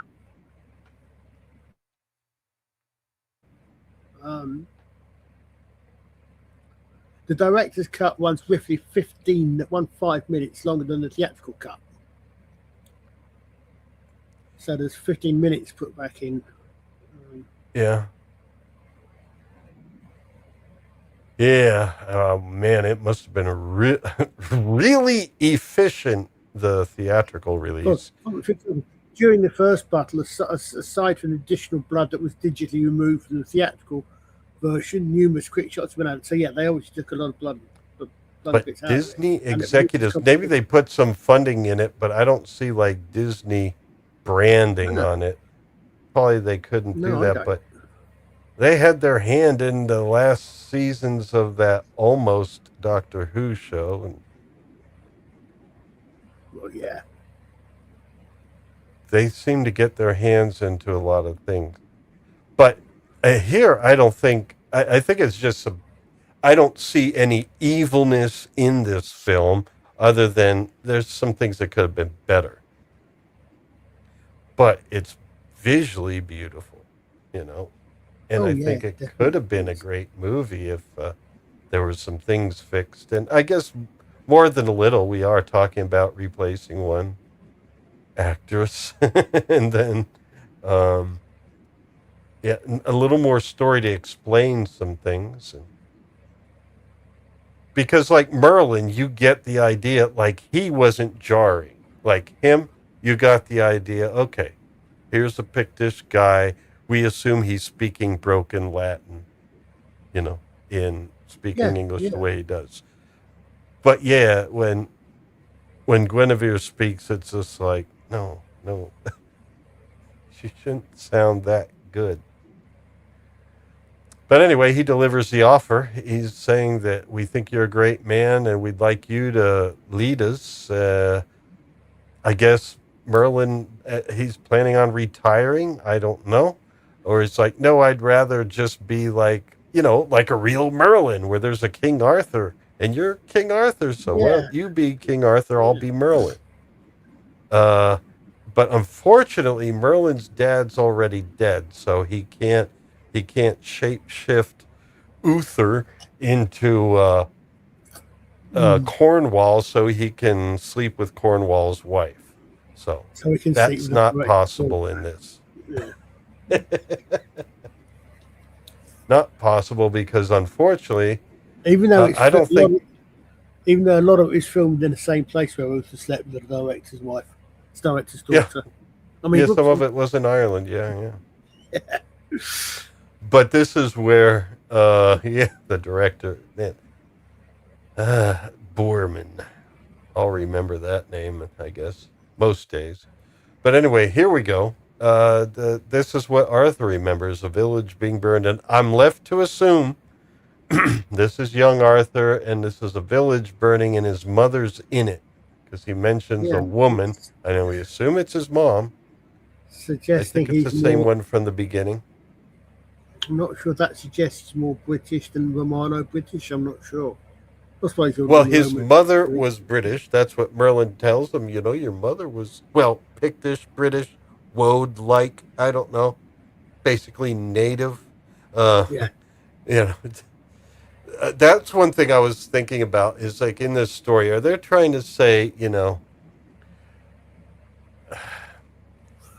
well, this if you said is like the Saxons are colonizers of the British? And it's like, well, I guess yeah, kind of, I guess so, but it's like it didn't seem like they were making some other, you know, like the they, generic modern statements where they talk yeah, about they exactly, colonization, and they're doing yeah, that to like a generation of people that are centuries removed from that colonization, like we did something wrong. yeah, exactly, yeah. As you said, I said, I you know, didn't sense that in here, so it's all right, I guess. no, exactly. As you said, this is 2004, not 2024. You know, as I said, if we made in the last 10 years, it'd be so well. Actually, a lot of it wouldn't have been that much different because let's be honest, Guinevere is still pretty much a go boss in this. Uh, Hmm. she does harangue Arthur and the others a little bit, not a lot. Um, But she does make good points when she yeah, does. oh yeah, It's yeah. just hearing her voice do it isn't the easiest to hear. In fact, it occurs to me that actually this is possibly one film where I would actually quite like to read the novelization, as long as they're not, because I don't know if there ever was one, but when you get a novelization of a film, or quite often you get a lot of background filled in. So a novelization might well explain things like, okay, you know, who's Arthur's parents, you know, what Guinevere was doing there, what you know. So this is something where because I think there is a lot. The movie raises a lot of questions. Yes, there is a official movie Thai novelization, they're calling it, of the 2004 King Arthur. Thai novelization. Right, right. I might Okay. have to see. I think you could just call it a novelization of the movie. Yeah, yeah, yeah. The book, simply titled King Arthur, was written by author and film historian. Okay, he's called film historian. I didn't see him in the credit though. The writer was a different name. This is called Frank T. Well, Thompson. yeah, Frank Thompson is as Arden's putting that as a So, Frank Thompson would have written the novelization. It's like mm-hmm. Peter David wrote a lot of novelizations of TV shows. Alan Dean Foster wrote a lot of novelizations. That they actually write novelizations. You get a lot of actors, a lot of authors have written novelizations of Doctor Who, for example, was one of the first ones that I know that even way back in the 70s, you had target novelizations of Doctor Who episodes. Yeah, I was reading that off of AI at the same time Yeah. as Ardent Party. I should Yeah, just call it the AP. Instead of AI, we should go AP, Ardent Party. yeah, yeah. Yes, trust in the chat. But I guess this is where they said, okay, well, it's a King Arthur story, so we got to put this in. I should check that out, the Frank T. Thompson thing. Although I was looking for Arthurian stuff before this, and of course, came across the Crystal Cave. And then also that one I mentioned before, it was called the, I think it's called the King Arthur Cycles. I have it here. I got to look it up to get the name right. It was also made off a novel, but I do have it, and I should check it out because this would be something to do sometime. I'm sorry, I'm stalling until I get my I've actually got the first episode of the Pendragon Cycle to watch. Pendragon Cycles. Yes. Yeah, I've actually got. How did you like it, or did you watch it yet? I still haven't got to watch it yet. Yeah, we're gonna check out the Pendragon Cycle. We might do that because there apparently hasn't been much of. I mean, not many people have talked about, and I guess it's been a few years now, but not many people talked about it. But it was one that was funded by the Daily Wire and stuff. So be interesting to check out. I think you mentioned that. Someone mentioned that the other day. Oh really? Yeah. Oh, okay. Yeah. Not the books. The books were written by, I forget the author's name. Maybe Ardent Party will let us know. So Brett Cooper played Queen Guinevere. Brett Does Cooper. Brett Cooper play Queen Guinevere then? No. If it's a, I thought she was in a lot of their stuff, wasn't she? Well, she was in their version of Snow White, wasn't she? Yeah. Hold on. I'm gonna look that. Here we go. This is the show where we just look up things. And Dragon Cycle. Here it is. That's it. That's it, Lawhead. Yes, thanks. I knew I'd come across them, but I'd never read them. Yes, Lawhead, I think. Yeah, I'll look at it to see here. Actors, at least I can see. When you said Brett Cooper, that's how my brain goes. I was thinking a different person, and I thought you were making a joke, but no. We have Ross Reed is a female lead in it, and then Tom Sharp. I mean, you're going to see a lot of names that, people aren't familiar with largely, because they do try to go not through Hollywood. Brett Cooper, yes, there you go. Oh wow, that was a good guess. She plays. I know she's interested in what. Now here's a name I don't know. The character name is Gagneda, Ganieda. So I don't know. Okay, even without looking, I'm going to take a guess. That sounds sort of an Irish Celtic name. Yeah, there's a Morgian instead of Morgan. Oh, wait a minute. Instead of Morgan, there's a Morgian.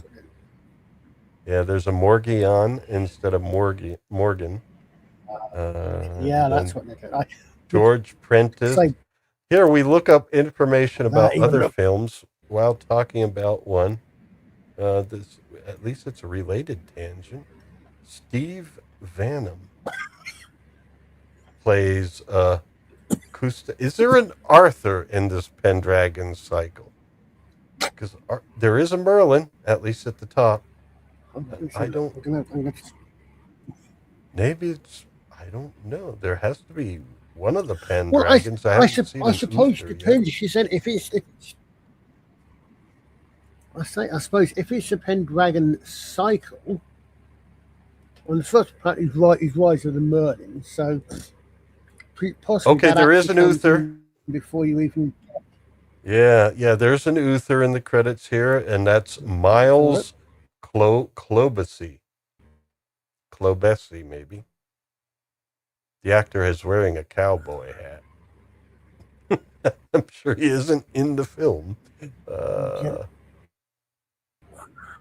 Fumi Cassidy playing Arthur, and then we have Rebecca Johnston playing these Ronwin. I would get the name. Yeah, the names to me look as if they're going with a Welsh, possibly an Irish and Welsh.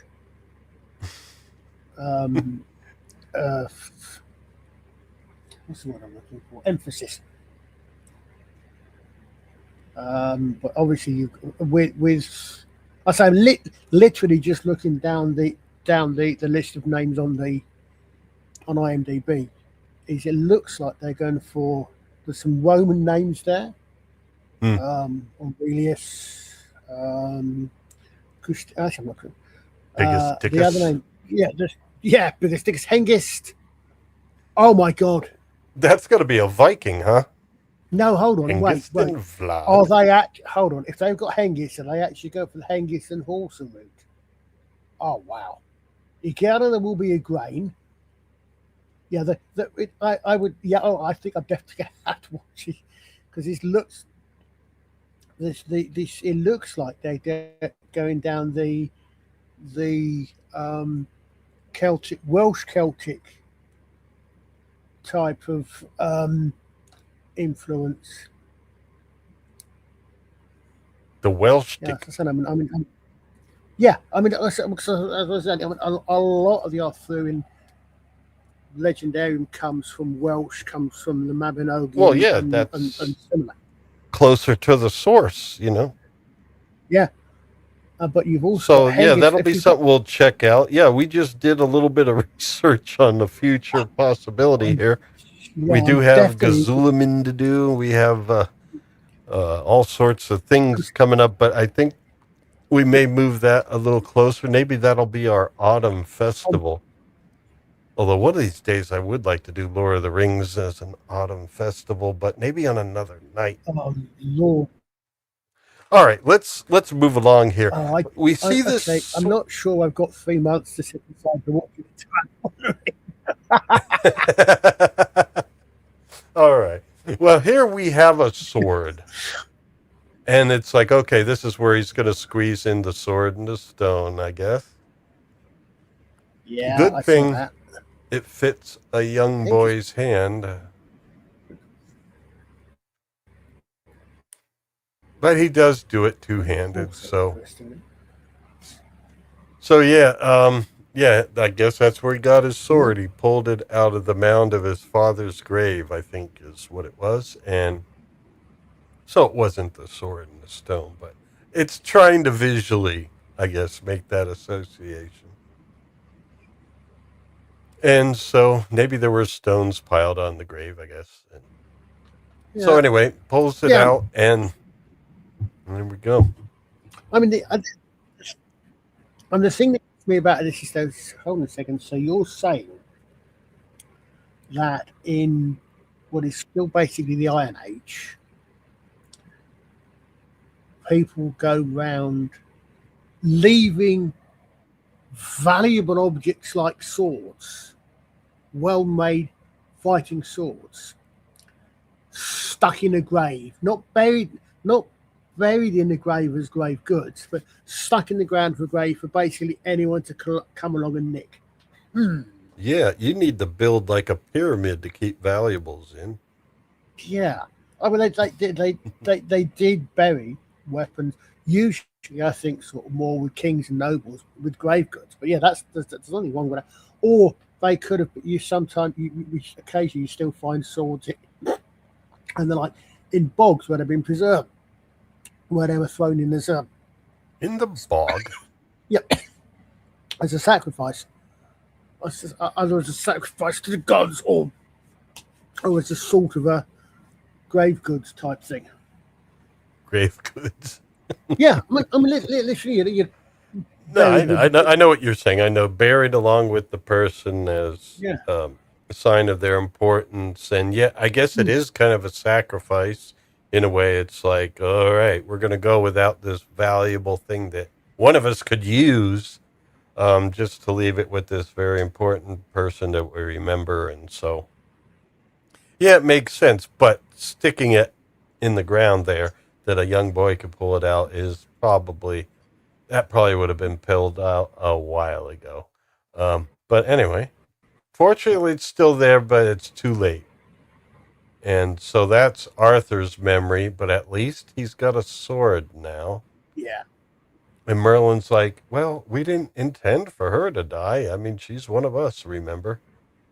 So the whole thing is, having that as an impact. He would probably been killed. If we would have known more about her just a little bit, it would have been stronger, but still. He holds his sword out and everything at Merlin. And, so in any case, Merlin like him, wouldn't you like to be a leader? The Romans are leaving. You could lead us instead, And Arthur says, nah. Got other deals. Somebody says, Yeah, so he's heading off, but as he heads off, they're really efficient with this film. Something starts up right away. Little kid, I guess Guinevere's brother, Guinevere, I guess, is there, and he notices stuff happening. What's going on in the chat? Are they having more fun than us? But I'm not sure exactly what happened, to be honest with you. I just know that, Roman Villa guy, his troops are doing something. Are they trying to take a kid? Because it looked like one of them was just standing there yelling. They're wanting to go back and do something and not carry on or something.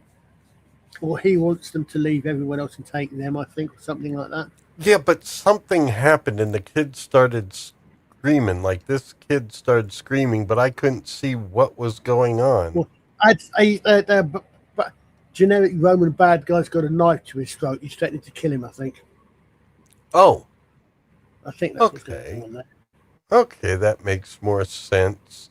But threatening to who? They're all asleep. It looked like something they were doing while Arthur's knights were asleep. And it's like trying to get away with something. If you're trying to take a hostage, you might want the other people to be awake to notice that you're taking a hostage. I don't know. Yeah, I haven't watched this since I haven't rewatched this since last week. So I don't know if it'll help. I just saw it this afternoon when I was making slides, and it was just so efficiently edited that, I mean, this guy wakes up and he comes out to see what's going on. I was thinking, all right, maybe they're stealing this kid, but I don't really see anyone stealing him. I think it was something because he still thinks that the kid needs to be killed as a sacrifice or something. Or no, not as a sacrifice, because I think it's something like that. Oh, as a sacrifice to Jesus? No, sacrifice isn't the right word. I think he needs to be killed because he's not Christian or something. Because again, this guy is pardon me, generic bad guy. Yeah, generic bad guy, but it's like, okay, we'll just kill him. No one will notice. And then, the Bishop Germanus's rescue boy, who I guess is the son of generic bad villa man. Yeah. This is what we have to do when names of characters may be in the credits, but they're not really in the film. The son is Electo. Okay, that's right. Yeah, that was mentioned in the film. My bad. And generic bad guy is Marius Honorius. Yeah. Generic bad guy is Marius Honorius. Interesting, isn't it? And well, anyway, Mrs. Generic bad guy is Fortuna, I believe. I think that was definitely never mentioned in the film. She was just only told that, what's his name? Arthur's knights are hungry. Oh, he does have the kid right here. So yeah, I guess that's it. But it's just when he was snatched, it didn't seem like he was. It was just weird. It was just too well edited that you have to do screen grabs like this to figure out what's going on. Is that feral kid from the Mad Max series? Or is it Bella Ramsey? Sorry. Okay, I don't know. No, it's literally just the way you've got that single snapshot makes you thinking, look at that. Yeah, I don't know. Well, here we have, the knights get up. They're coming to the rescue, but the villa guards are there being villains. And, but also coming to the rescue is, she wakes up, doesn't she? And she's got a bow, and she knows how to use it. And she takes out one of the guards, and then that gets noticed by Arthur's knights and stuff. So, oh, wait a minute. No, it was a warning shot. Yeah. Just a warning shot, right? Yeah. Or whatever. But the knights are there, and Arthur's like, what's this crap going on here? And he basically tells the guards, you guys, you got to join up, or I think it's join up or die. Yeah, something like that. Join us or die. Because if I'm right, at this point, or pretty soon after, at this point, they're unemployed anyway. Oh yeah, I think they killed Bad Villa Man. Yeah. And then there's a crossbow. It happened so fast, I don't even think I got a good slide of that. And then there's a crossbow dropped at Arthur's feet. I hadn't noticed this before, but that's interesting. It's so damn edited. And when it was dropped at his feet, it was like, it's a military weapon. Yeah, but and then it's something like a warning that they're almost on us. So it's like, okay, you got to use. I don't think Arthur's going to use that at all because it's going to take a while to load. Yeah, but I mean, at least I don't see the crank on it, but don't you have to crank it? Yeah, but no, not necessarily. It depends how powerful it is. But as Ardent Party puts it, so that's actually, if you notice that, that's not sort of a crossbow that you fire from the shoulder. That's a crossbow. You literally hold it against your belly, which gives you a lot more strength to actually cock it. And that's how I think you probably also hold it in your belly when you shoot it as well. But that's why it's got that. Well, that's got to work on them abs. Yeah, but that's why it's got that thing at the back there. It literally goes against. It's designed to be held against the body. Gasperfites. What? Gasperfites? That sounds like a belly bow. Well, is that a Greek one then? If you've looked it up, because that's certainly Gasperfites certainly sounds a Greek word, but. Well, it looks like Arthur has Gasperfites. Yeah, I can't remember where they come from, but because most bows that we're familiar with, the crossbow, is held up to the shoulder and aimed literally like a rifle is aimed. Right. All right. Yeah, I've seen that. I've seen that, but yeah, I've seen the multiple types, but not so much the belly launcher. But I guess, yeah, it's not like it would have much of a recoil, I guess. It's more of because the string is drawing forward. So, yeah. I mean, the bow does it. Well, yeah, I mean, the AP is never wrong. So what's going on here? Well, there. You can continue, Colin. You only get a recoil if you get an. Let's say you only get a recoil combustion for an explosive damage. Yeah, a combustion. Sort of similar one. Because a bow is a stored energy weapon. Yeah, so that's the start of a 15 minutes talk, which I won't give. That's all right. Yep, we'll wait for. That's a Christmas bonus. So we have here Electus or Electo. That's right, Electo man. Yeah. He is in the caravan, and this is where I think he has the conversation with Arthur and informs him that the Rome that you envision is different what Rome really is, and Arthur doesn't believe him, and he talks to him about Pelagius, but Pelagius is no longer alive, and he was excommunicated by the Pope. And so he lets Arthur know the real situation in Rome, and then Arthur's like, oh, well, that screws everything. He's going to go to Rome where things are all justice and good stuff. But no. So, I was genuinely, as far as I'm aware, that kid isn't a historical character, but I thought this is the sort of thing that this is the sort of thing, again, sort of you could almost sort of see this kid in a spin-off where he actually becomes someone, where he does get back to Rome, and he actually becomes someone important in Rome, in the kind of days. Electo in Rome. Partly inspired by the example of Arthur or something. But well, if the film, I guess, had been more, I don't know how popular it was at the time, because I don't pay attention to damn thing.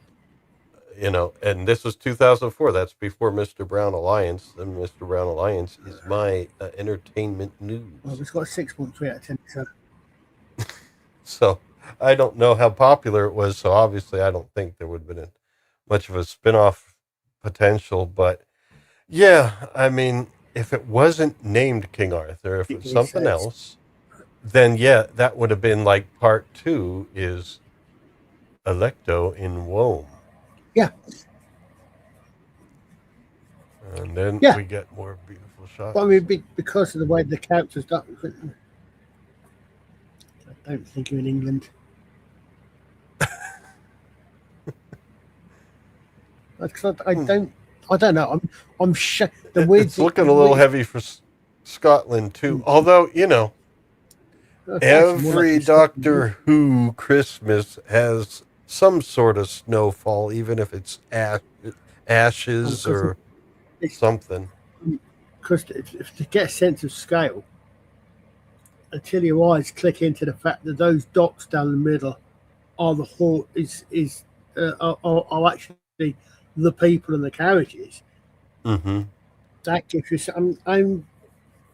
It's one of those weird. It's one of those weird things where my knowledge is broad rather than detailed. So I'm not that good at specifics of British geography. I don't think that's anywhere in Britain, or I guess it could be up in Scotland. You're saying that. I'm not sure we've got large expanses of mountains like that. They did not say that there couldn't have been CGI snow added. I don't know. Oh no, yeah, I mean, it's not the snow. It's literally the sides of the pass and things like that. Well, I mean, the Scottish Highlands have some impressive. Oh, It has some impressive mountains. But that's a damn convenient pass right there. Yeah. If you think about it. Well, that's the end of that set of slides. The next set is rather short, but we are getting to the end of our coverage of the middle of King Arthur. Let's see here. Bring you up. And more snow. I mean, it's a winter wonderland out there. It's funny, though, when they get back to wherever Arthur resides in the walled kingdom, I guess you would say. It's not snowing at all there. They didn't even get a single flake there. But anyway. Yeah, the sense of time is non-existent in this, like in travel. Other than here, you get a sense of travel with them. But in how long it takes to get back and to get out here. Night, Flav, as well, mate. Good night, Flav. Yeah.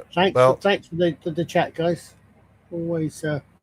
Yeah, always a pleasure spending time with you folks. Apart from when Gavin's winding me up, but then that's Gavin's job. Yeah.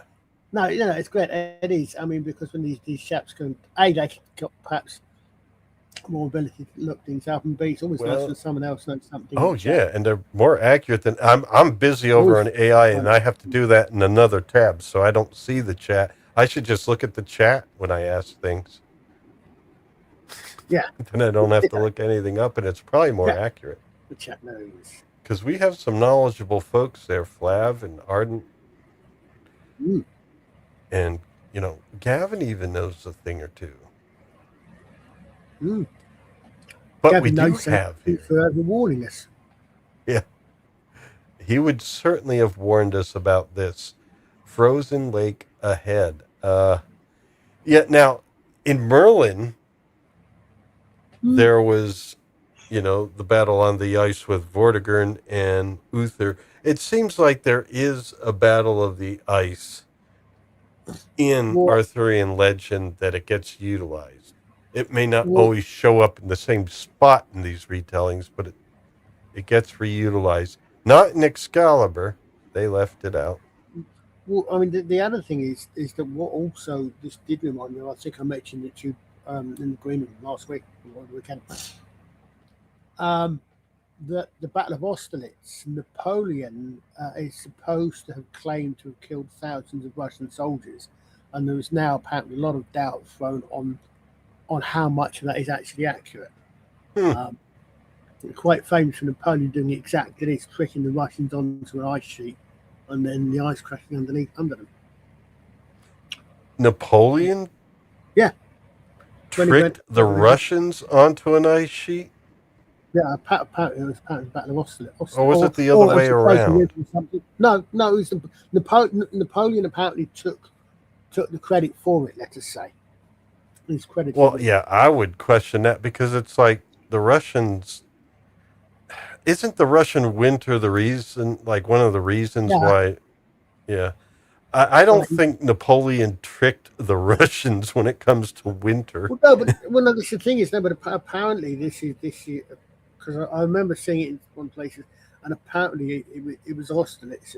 That's the battle of which happened, and it's supposedly that Napoleon won Austerlitz, and he supposedly won by tricking the Russians onto an ice, goals onto a frozen river or something.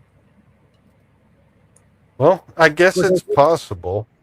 Because I'm thinking, other than this in Merlin, I can't off the top of my head think of this particular scene in other Arthurian stories. But as you said, it may seem to be something that's in some and not in others. Well, maybe not. I mean, we as we find more Arthurian stories, we're going to see how often the ice thing comes up. But I don't know. I think, I mean, I like it. It's cool here. I mean, it's certainly, although there are some things here that, it could point out. It's like, well, that ain't quite right there. But it's a cool idea, and I think it's mostly well executed. They start off on the ice a little bit, and they're like, it's a little creaky, it's a little crackly. Is that someone in their socks? They're going to get very wet socks very soon if it is. Yeah, I've seen if that helps. No, the weight that you reduce by taking off your shoes isn't that significant. But they decide, you know what? Arthur's looking at his men. They're seeing how this is crackly. He's looking at them, and they're all like, I'm heroic. Yeah, me too. That's interesting. Apparently, it's. I've just looked it up, and apparently it's a lot earlier than Napoleon. The Napoleon thing I looked up, but apparently they're saying that this is referencing a battle in 1242 on Lake Peipus with Alexander Nevsky, who was of Novgorod. Well, that sounds Russian. Yeah, it is. Novgorodian and crusading Teutonic Knights was a real medieval struggle on a frozen lake on the Baltic frontier. So, and this article I'm looking at here, particularly, that's saying this is between who and who. Now I don't know if the Novgorodians. I think it's been Alexander's Novgorodians, so the Russians, Novgorod, and the crusading Teutonic Knights, because the Teutonic Knights, the Germanic Knights, a lot of their crusading actually didn't go down south to the Holy Land. They went east into Eastern Europe and Russia. I think Jerusalem was up there. No, they went up. The Teutonic Knights, a lot of that they actually went up into Latvia, Lithuania. Like they Christianized a lot of the of that part. Oh, so they were like repelling the forces of Islam up in No, they weren't nothing to do with Islam at all. They were actually going up against non-Christian Europeans. I don't think they're Islamics. All right. I don't know, because you mentioned the Crusades, and it's like it just sounded like, we're going to have our own Crusades, but we're going to do it up here. Yeah. They're literally calling that, but I mean, because I think they were either pagans or possibly Eastern Orthodox Christians. I'm not sure what they were in particular. Well, Maybe Ardent Party will let us know. Well, in any case, these guys are feeling heroic. They're sick of riding. They'd like to face these guys rather than keep on this. Yeah, sometimes it's like, I'd just rather face it than to keep trying to run away or avoid it. And so they're each giving each other looks and agree to, basically, they're going to stay and fight. And they send this guy off with the caravan. Yep. And she's like, oh, and they're like, well, there's only going to be 7 of us. And she's like, 8. You could use another bow. And so they're like, all right. All right. We'll let you in. And you guys, I think they're going to go off with the caravan to try and protect it. And they have to go a certain route to avoid the main Saxon army. And he's sending this kid off. It's like, no boys, not even older, semi-adult, adolescent boys, just girls and us. And so they send him off, and there we go. Farewell. And, it's an emotional moment. I got grabs of all the faces.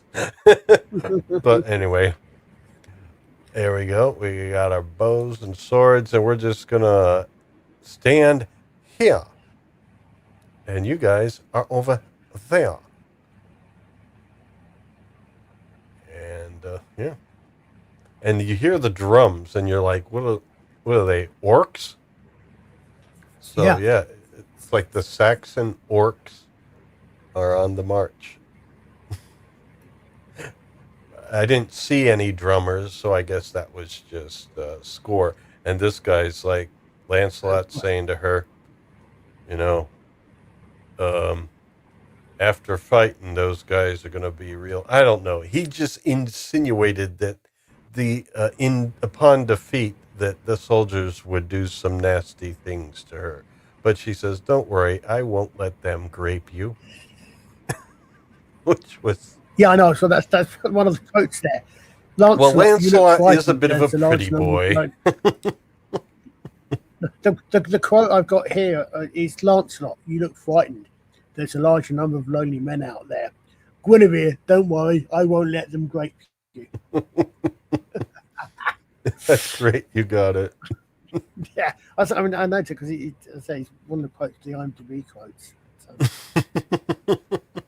Folks, there is some quite useful, quite interesting information if you want to look it up. It's literally just on the IMDb page for King Arthur 2004. Okay. If anyone in chat feels like further study. Well, someone does, from the Saxon side, someone does a test arrow just to see, and it falls short. And they're like, well, I guess they're a little too far away.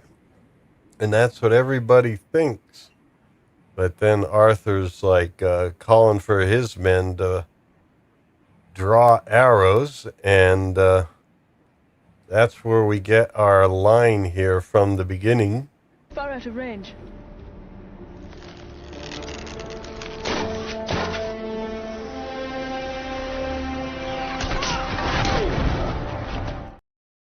They're not too far out of range for Sarmatian arrows, I guess. No, see, the interesting thing there, if there was slightly different setup, I can understand them doing that, because if they're coming up for the first time, and if this is 1,000 years in the future, ahead of this time, 1,000 years into from this time. From this, yeah. So 1,500, yep. Yeah, so if they're coming up, or even before coming up for the first time, and if they've got European crossbows, they've got short bows. If they're actually coming up against the first time, they've actually come up against a full-on English longbow, warbow. So yeah, they're going to, and their bows are going to, no problem. They're not in range yet. And then the English can go back and say, yeah, okay, that's the range for your bows. 120-pound war bow, no problem, son. But unfortunately, they're not. They're all using short bows as well. But I Yeah, can see but that. they have curved short bows. Yeah, they've got recos. And again, Yeah, it's one of those things where it may not be exactly accurate, but since they've shown that their bows are different, one could imagine that, okay, maybe their bows do have a little more range. But then the question becomes, throughout this battle, their bows seem to have that range, and even as the enemy gets closer, the enemy never seems to get in range. And the whole time, they're able to use their bows, plus the lady, plus Guinevere, who was surprised that these bows could reach so far. Somehow her bow can reach too, and she didn't know. I'm sorry, but I'm very sorry to be realistic, but we've seen Keira Knightley's body. Mm-hmm. We've seen we can see Mad Mikkelsen's body there. They are not going to have the same body weight and be able to pull the same weight of bows. I'm terribly sorry. But Mad Mikkelsen and the other blokes all going to be able to pull much more powerful bows than someone like Keira Knightley, because Keira Knightley is a much slighter figure. But what I'm also saying is that she obviously doesn't have one of their bows, or did they give her one? Did they have an extra and they gave her one? Well, we've seen her use bow. We've seen her use the bow before, so presumably she picked a bow. Oh, okay. So the whole thing is, we know that she has. Oh, obviously in the camp, she was just rescued as a prisoner. She didn't have a bow. She had to use one of theirs, but she didn't know that it had more range on it. So I guess that's okay. All right, my criticism not valid, but Colin's criticism is still on the table there. But the other thing is true, the Saxons, as they get closer, don't seem to ever get in range. They do.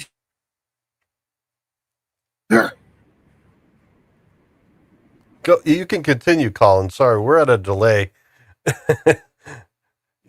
So there's times that I start, and I guess you don't hear me until after I did. But go ahead. Yeah, I know. I know. I know. I was going to say, but having said all that, Guinevere seems to be the only one who is actually using an English longbow. So, for all my points about pull weight, etc., they're embracing the stereotype that the English girl, even though she's supposed to be Scottish Pict, is using a longbow. So. Oh, so she's not using one of their special curvy bows. No, if you know, the bow she seems to pick up, I've seen most. She seems to be using a longbow.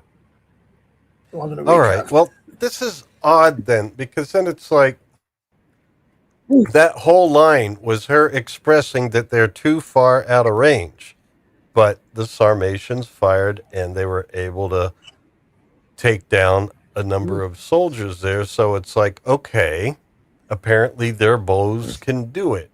Now, she may have a longbow, but then if her bow is if it's within range for her bow, then she would have known they are within range. Maybe she should have said at that point, they're too far out of range for your bows, because you got the dinky little curvy bows and I got a big old longbow. Although to be fair, it's quite... Whatever. They could have doctored that line up and maybe fixed it a little bit. But I thought it was a cool line anyway. But Well, yeah, I mean, there's a very famous line from... I can't remember if it's your Civil War or your war in the War of Independence. But there's a very famous line.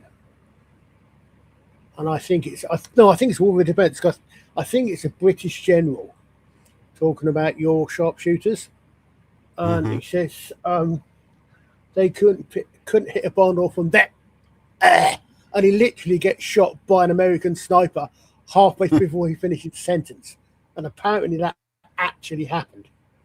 Oh, completely wow. underestimated the range of a sniper of an American Revolutionary era what rifle that was effectively what we would these days call a sniper rifle. Yeah, that's probably more like, although that would have been a time period where, is there really a musket sniper? Well, yeah, that's what I'm saying. Is what these days we would call it a sniper rifle, but I think it was. I Yeah, think the Revolutionary War, I doubt it because the muskets, I mean, there's no way you could be a sniper with a musket because they just didn't have no, the accuracy. no, it was as I said, it was. I think it was a particularly long-barreled rifle, if I remember correctly. But again, it was your side of Okay. the point, and my guys were on the losing side of that for once. Oh, Very well. unusual for us. But yeah, I don't know. I haven't heard that, but that's interesting. I just remember Marvin, or was it Melvin? Yeah, Marvin from Hitchhiker's Guide, the movie, not the books, but the movie where the Vogons were firing at him. It's like, they're Vogons, they're bad marksmen, they can't hit anything. But they hit him in the back of the head. But anyway, here she is. I know you're grimacing right now, but No, I'm not. he looks like he's posing for GQ. My apologies. It was the Civil War. Mm. John Sedgwick killed at the Battle of Spotsylvania Courthouse in 1864. As I said, because typically it was you guys, didn't it? It was one of those. So he thought one of the highest ranking Union officers to be killed in the war. So he thought Southerners couldn't shoot. Yeah. Well, they can. May 9th by long range shot from a Whitworth sharpshooter, which if you remember, so I can't remark, among his last words, they couldn't hit an elephant from at this distance. No, well, around here, every Saturday or weekends, we frequently hear shooting outside, and it's just folks using their firearms on their own properties. So it's something that is a Southern pastime. So don't be surprised if they can aim. All right. So anyway, as the Saxons approach, they realize, oh my God, they can hit us. We can't hit them. So we got to charge. And they kind of do. And they hear the creaking and the crackling of the ice. And it's like, oh, we got to move. Did anyone decide, okay, maybe let's just pull back and reevaluate the situation? Maybe go around the edge where there isn't a lake, or go through the woods, or I don't know, something. What? They're like, no, let's be out in the center of a lake where it's crackling and creaking. We're getting picked off because no matter how much closer we get, we still don't get within range of our bows. So let's just keep going and be targets for these guys. And so they do that, and they keep doing that. And they fire at the flanks to kind of push them up, clump them up in the middle to create more weight, to create more pressure. Yeah, and even, the bald son of Cerdic doesn't even get the idea that maybe we should just pull back. There's something both interesting and weird about that picture of them shooting. This one. Yeah.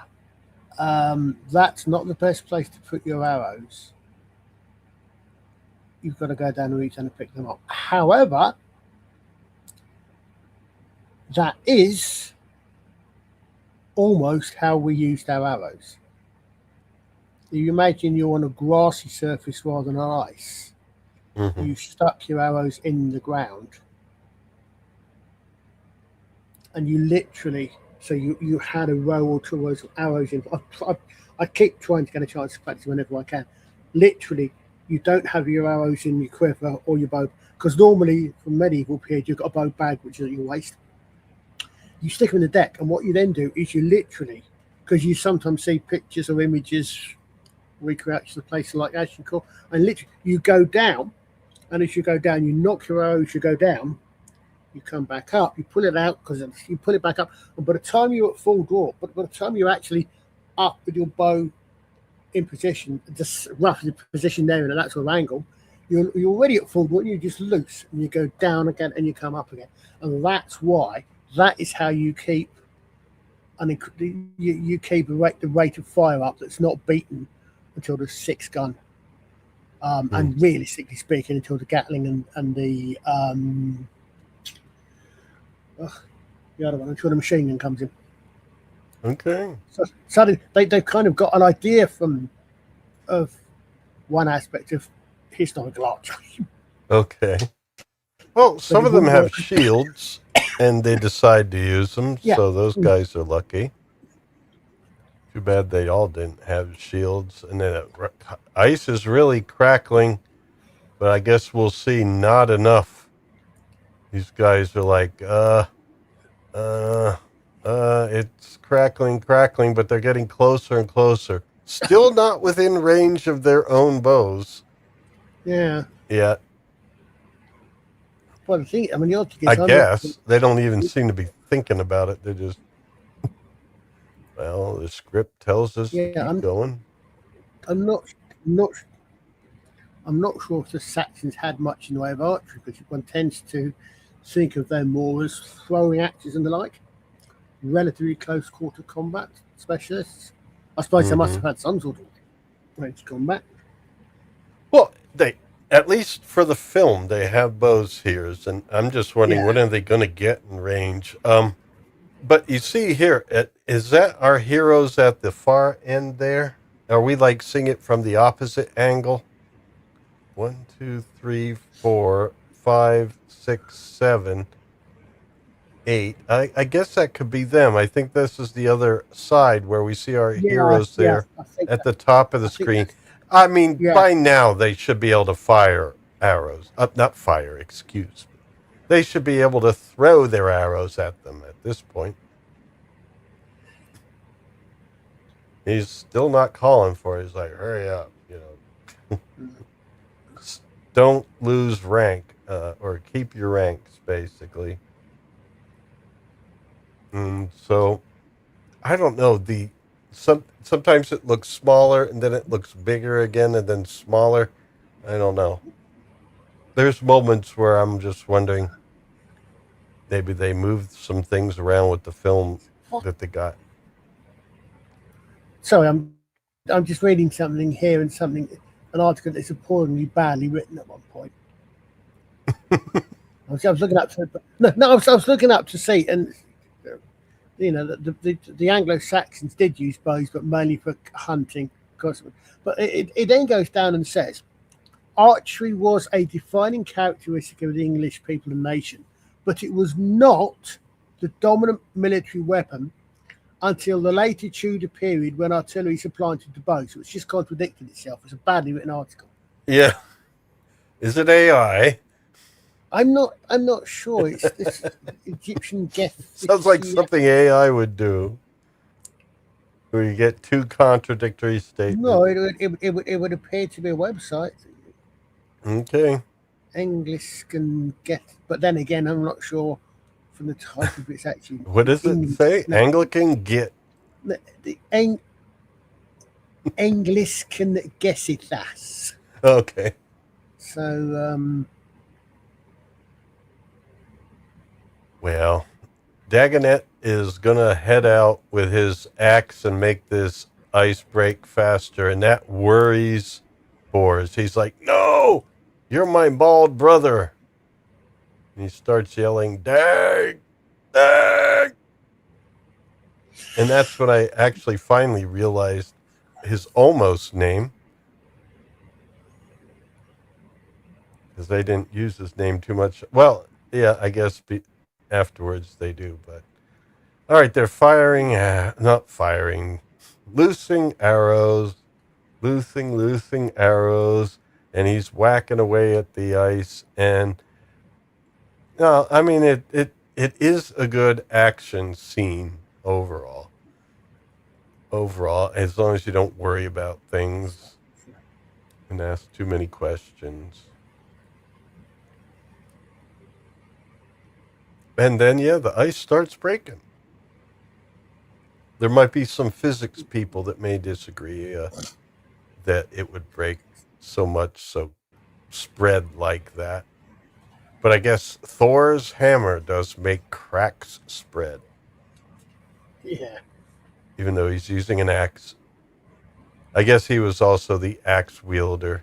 And then, whoa, he broke off some big pieces there. And so now they don't all go in. Basically, there's Bors is trying to pull Dag out of the hole in the ice, and right there. And then she sees that didn't go well. They're trying to get him out. They do, but it doesn't look good for him because you can freeze quick like that. And then she just fires an angry shot right at this guy.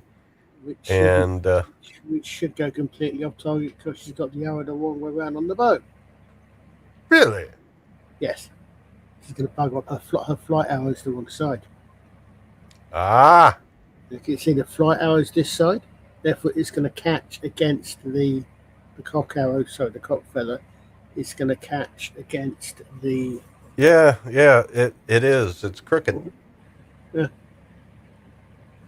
So, he's like, no.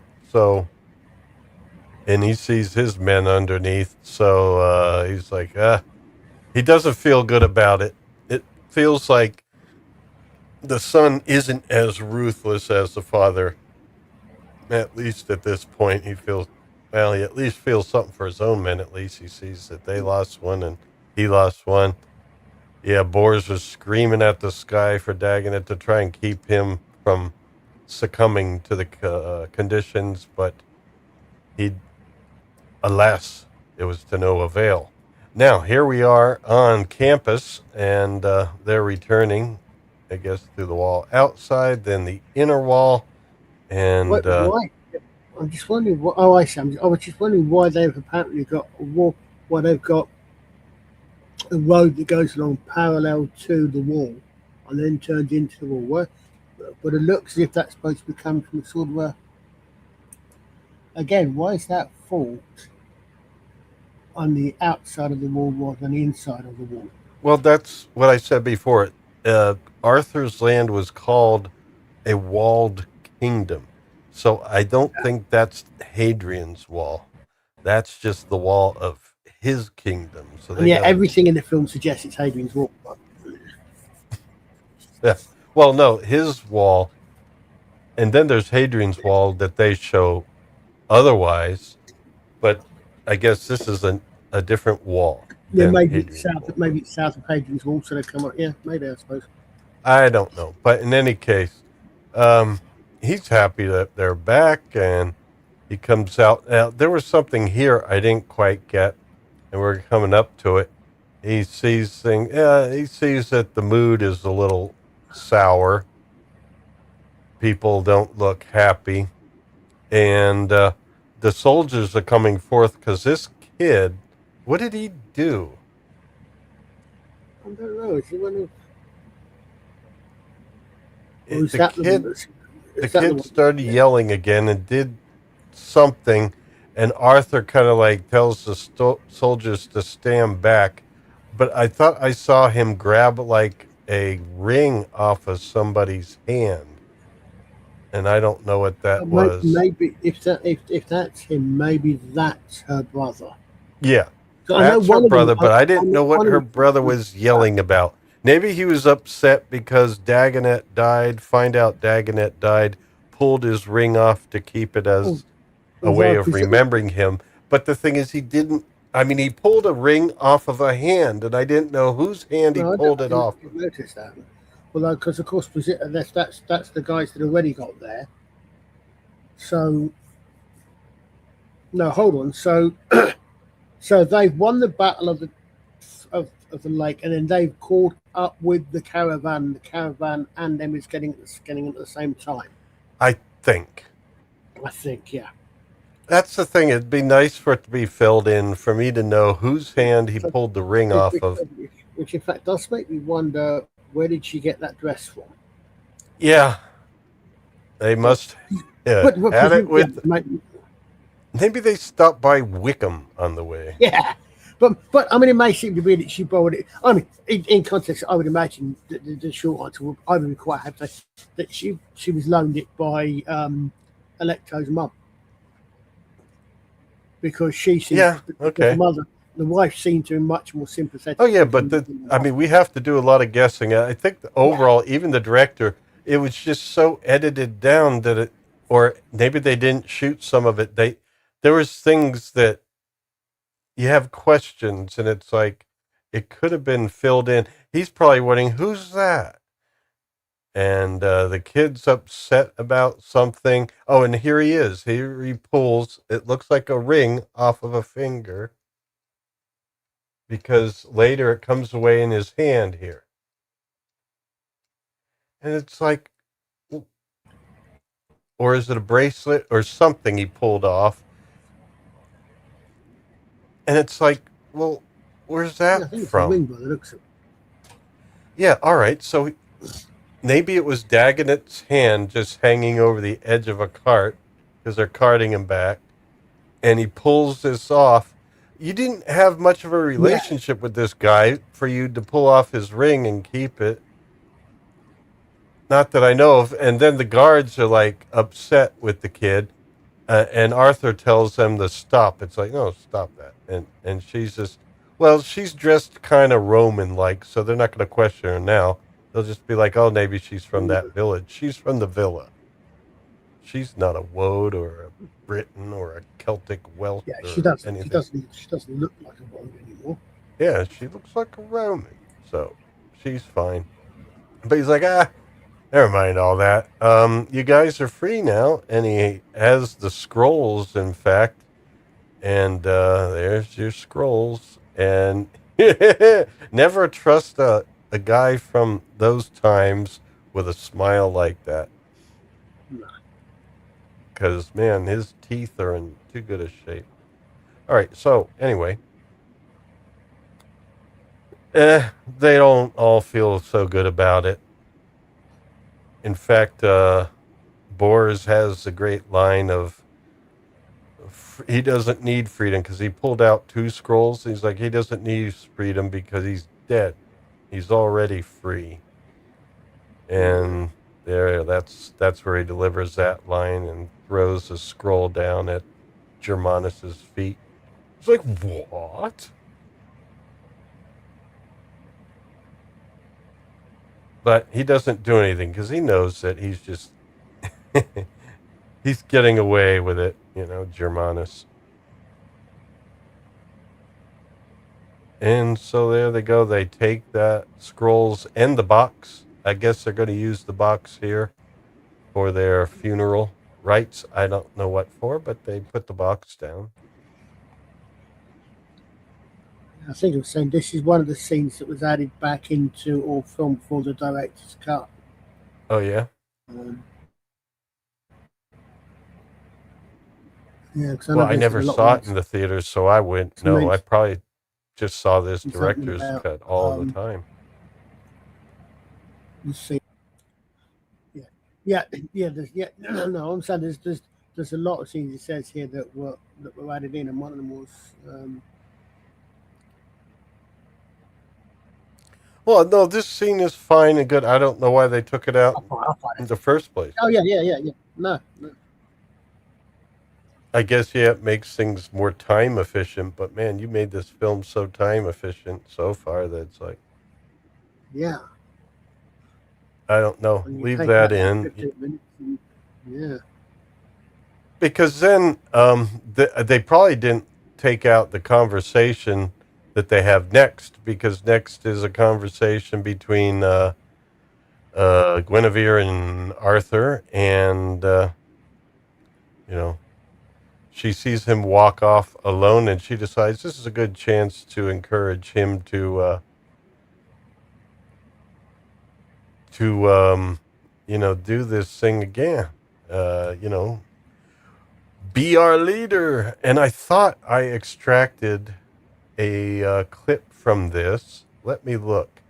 I think I might have it on the drive where I extract things to, and it just didn't make it in the copy over. Let me check real quick here because I don't see it here. There's a good quote in this, and no, I don't have it. I must have screwed something up somewhere that I don't have it. Because she does say something here about we are not the so eloquent as the people who are poets, and something about we can, but we are blessed, something like that. And he returns with the line, but we are the authors of our, oh yeah, but we are not cursed, we are blessed. Or wait a minute, we are both cursed and we are blessed. And then he says, we are the author, perhaps we are the authors of our blessing and of our curse.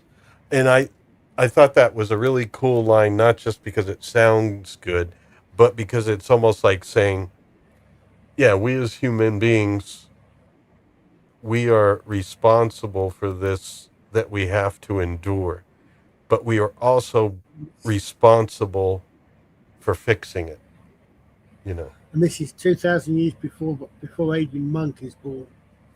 If you watch the TV series, it's a blessing and a curse.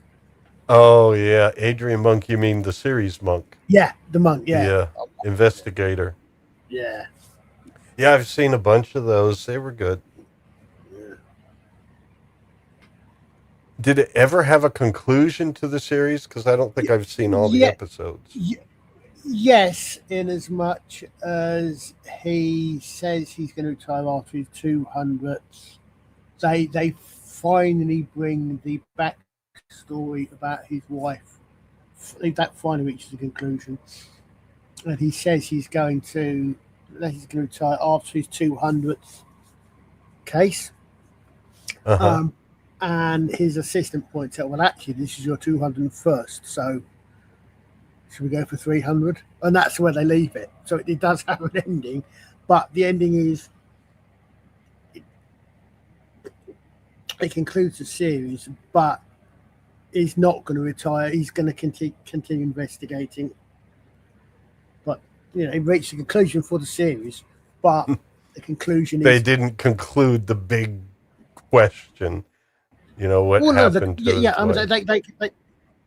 Yes, I did. Yeah. All of that gets solved at the end. So you get a conclusion. So it reaches a conclusion, but the last bit is he's going to retire. Oh, he's going to keep doing what he's doing. Yeah. So, but it ends up with, okay, well, you were going to go after 200 cases, but this isn't your 200. This is your 201st case.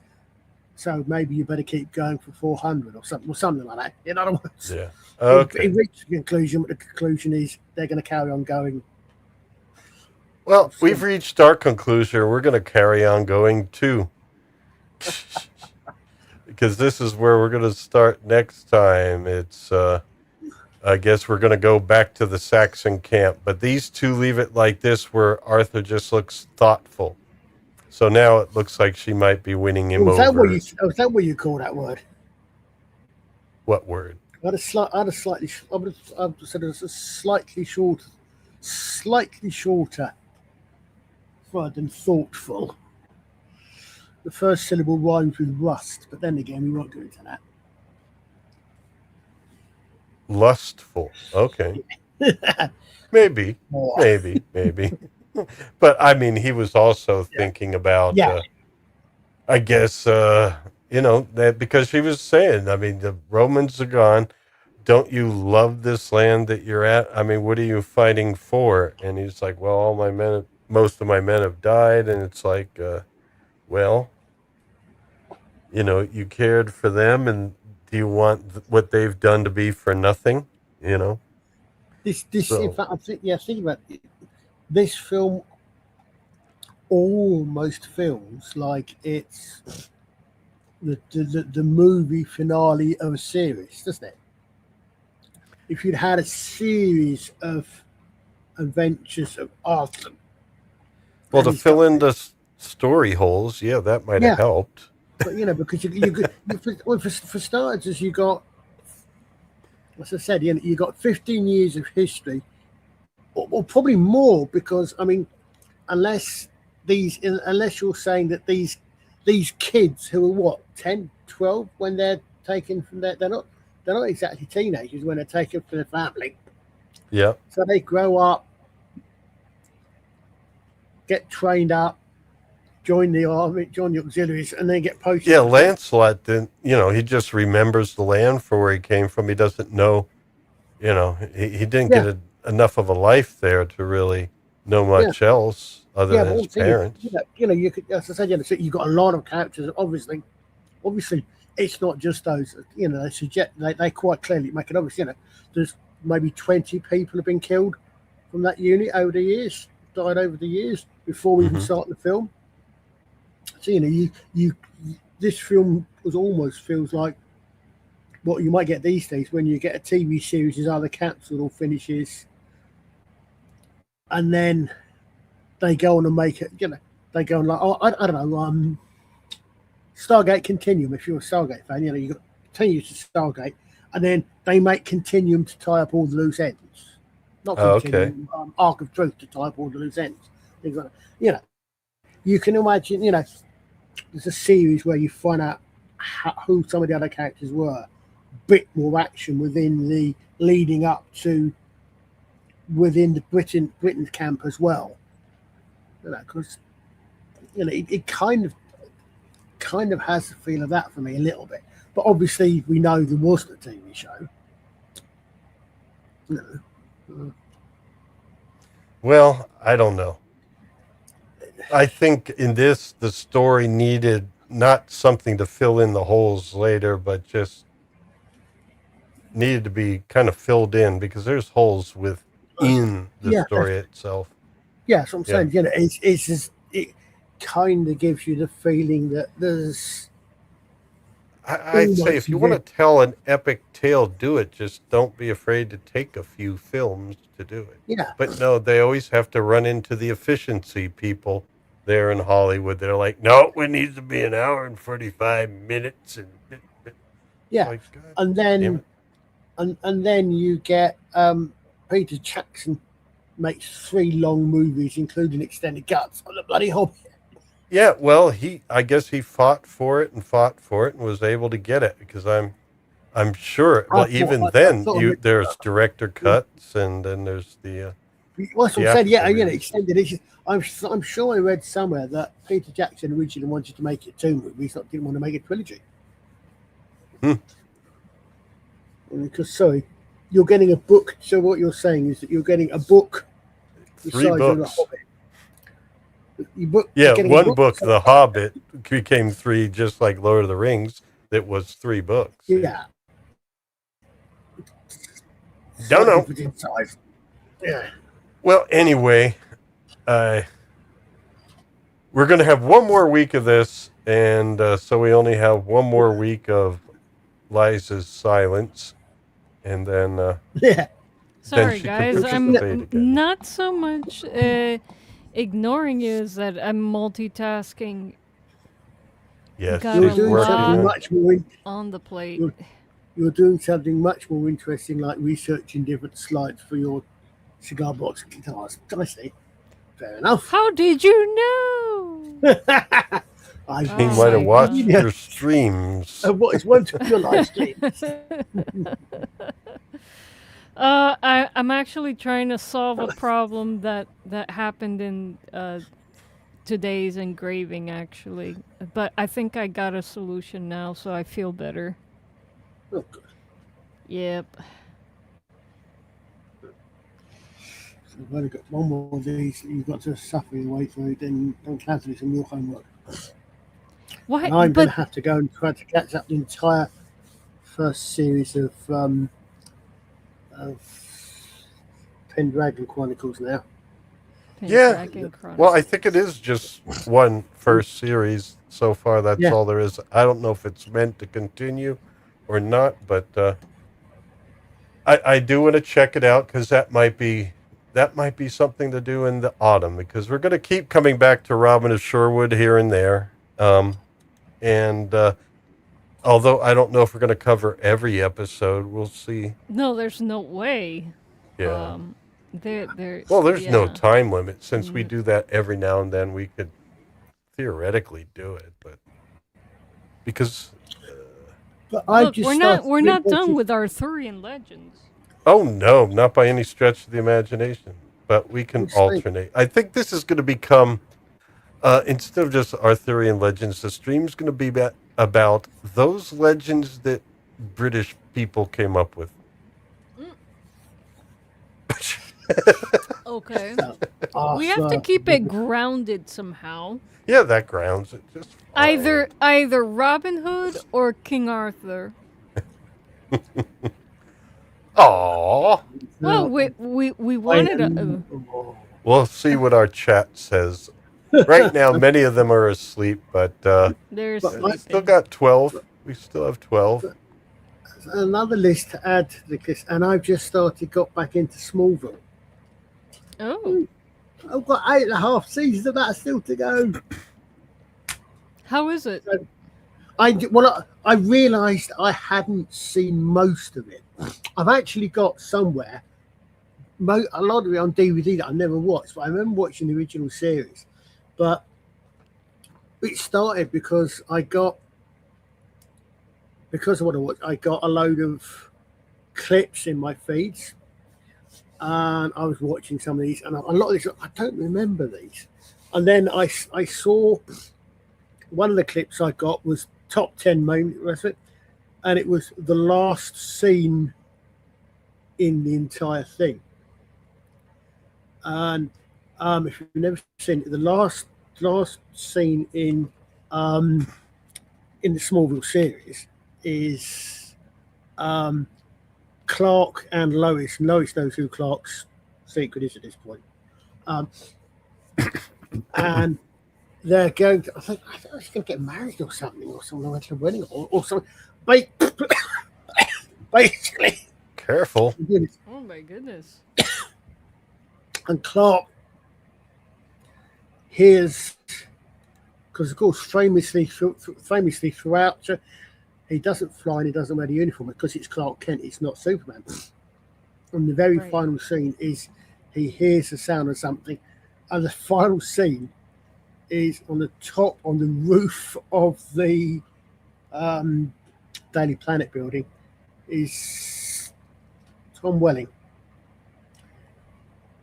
Comes out the stairs onto the roof. He sort of starts walking quickly, comes to him, pulls off his glasses, pulls aside his tie, pulls open his shirt, and there's the big S under it. And as he's doing this, it breaks into the Superman theme. It actually breaks into da da da da da da da. So they paid for it. Yeah. Well, the thing is, Boom, boom, So- boom, boom, boom. because of course they'd earned the right. Because 2 of the episodes in Smallville are the last 2 appearances of one Christopher Reeve. Oh, okay. Because Christopher Reeve is actually in Smallville in seasons 3 and 4, I think, before he passed away. Oh, okay. Wow. And he is actually he's a professor who actually helps Clark learn things. Oh, yeah. Well, That's what I mean, amazing, yeah. paid for it is basically, you would have to pay for the rights to the music, but Yeah, and then they do have it. unless No. it's made, who made the original film? Or not, I say original, but I mean, like the Christopher Reeve era John Williams score film. Was that Warner Brothers? Because then maybe Warner owns it, so. I don't know. Well, let me do an IMDb because Ardent Party went to bed. I think so we're going to go to IMDb. Yeah, I'm literally just doing that. Yeah. No, piss off IMDb. First film you bring up is not the 2025 Superman. The first film you bring up when someone puts in the word Superman is 1978. Go away. Shit. Get Yeah, I right just there. look at it. James Gunn. Oh, my goodness. It's not just the first. It's the one when I type in Okay. Well, I understand it's more recent, I mean, but I mean, Superman and to Lois, be fair, okay. 3. that's the Yeah, most you need a fortunate list one. for these, and it's going in reverse order of what's more recent. So, okay, fine. Batman y Superman, Dawn of Justice. Yeah, Well, the rest of it's in let's look at my English, list so to why see do you who. have... Oh, Superman Wow, 5. I thought it was right, Batman y right, Superman. right. Writers Jerry Siegel, Joe Shuster, and Mario Bloody Puzo. Huh. Mario Puzo, who wrote The Godfather, Yeah, wrote the that's... screenplay. I recognize Wow, that. wow. Christopher Reeve. Yeah, and Wrote, then wrote, let's wrote see here. Does it say the studio though? Like, was it Stormy, Warner? yeah. Like, who would own the I'll tell you music another. rights? That's I guess it's another question here. Here we go. Welcome to Earworms, where you ask question. Who owns the rights to the Superman theme written by John? There's another one at the end of season 2, start of season 3. You actually get Jor-El, the voice of Jor-El, Warner Brothers. and the actor Warner who Brothers voices currently owns it. So yeah, the Warner actor who Brothers voices. I think owns I the told. themes, so they could pretty much use it in anything they release. And the actor who voices Jor-El in Smallville is the same actor as Terrence Stamp, who played Zod in Yeah, the you told me original that. movies. Oh yeah, I'm all right. I'm talking about that. No, that's all right. It sounds cool. Yeah, I remember that when I first started listening to Brown, they were talking about Smallville. Yeah. I wasn't watching it though. I haven't been watching television, so. But it might be something to check out at some point. Oh, great. I think we're going to call it a night. I said it's like.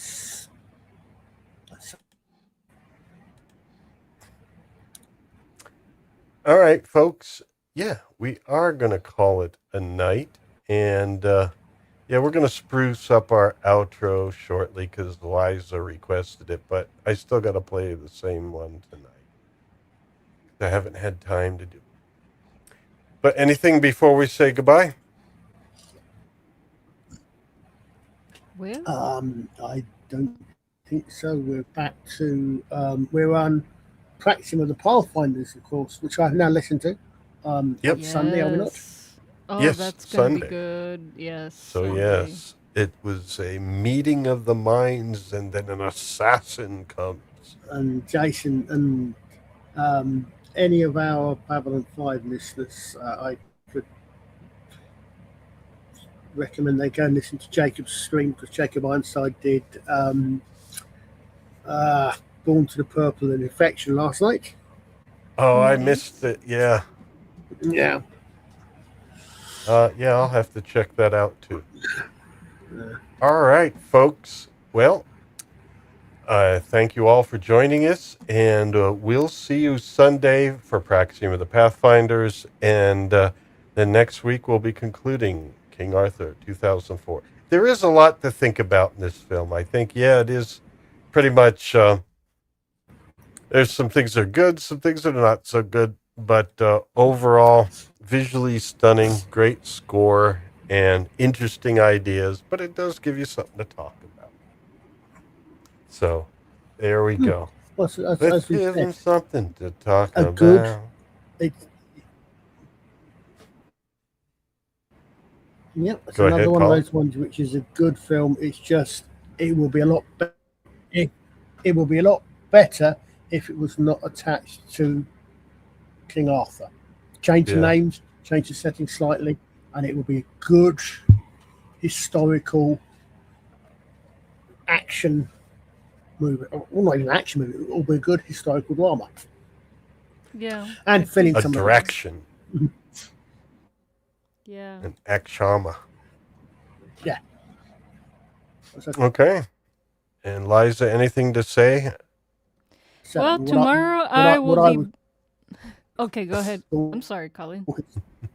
What I would sort of call one edge of historical fantasy, as entirely new. Yeah. Yes, it's on the edge of fantasy. Entirely in the actual. All right, Liza, tomorrow? Tomorrow afternoon I'll be in the workshop to make some changes to Wendy's cigar box guitar. I did not like the engraving. It wasn't anything that the engraver did.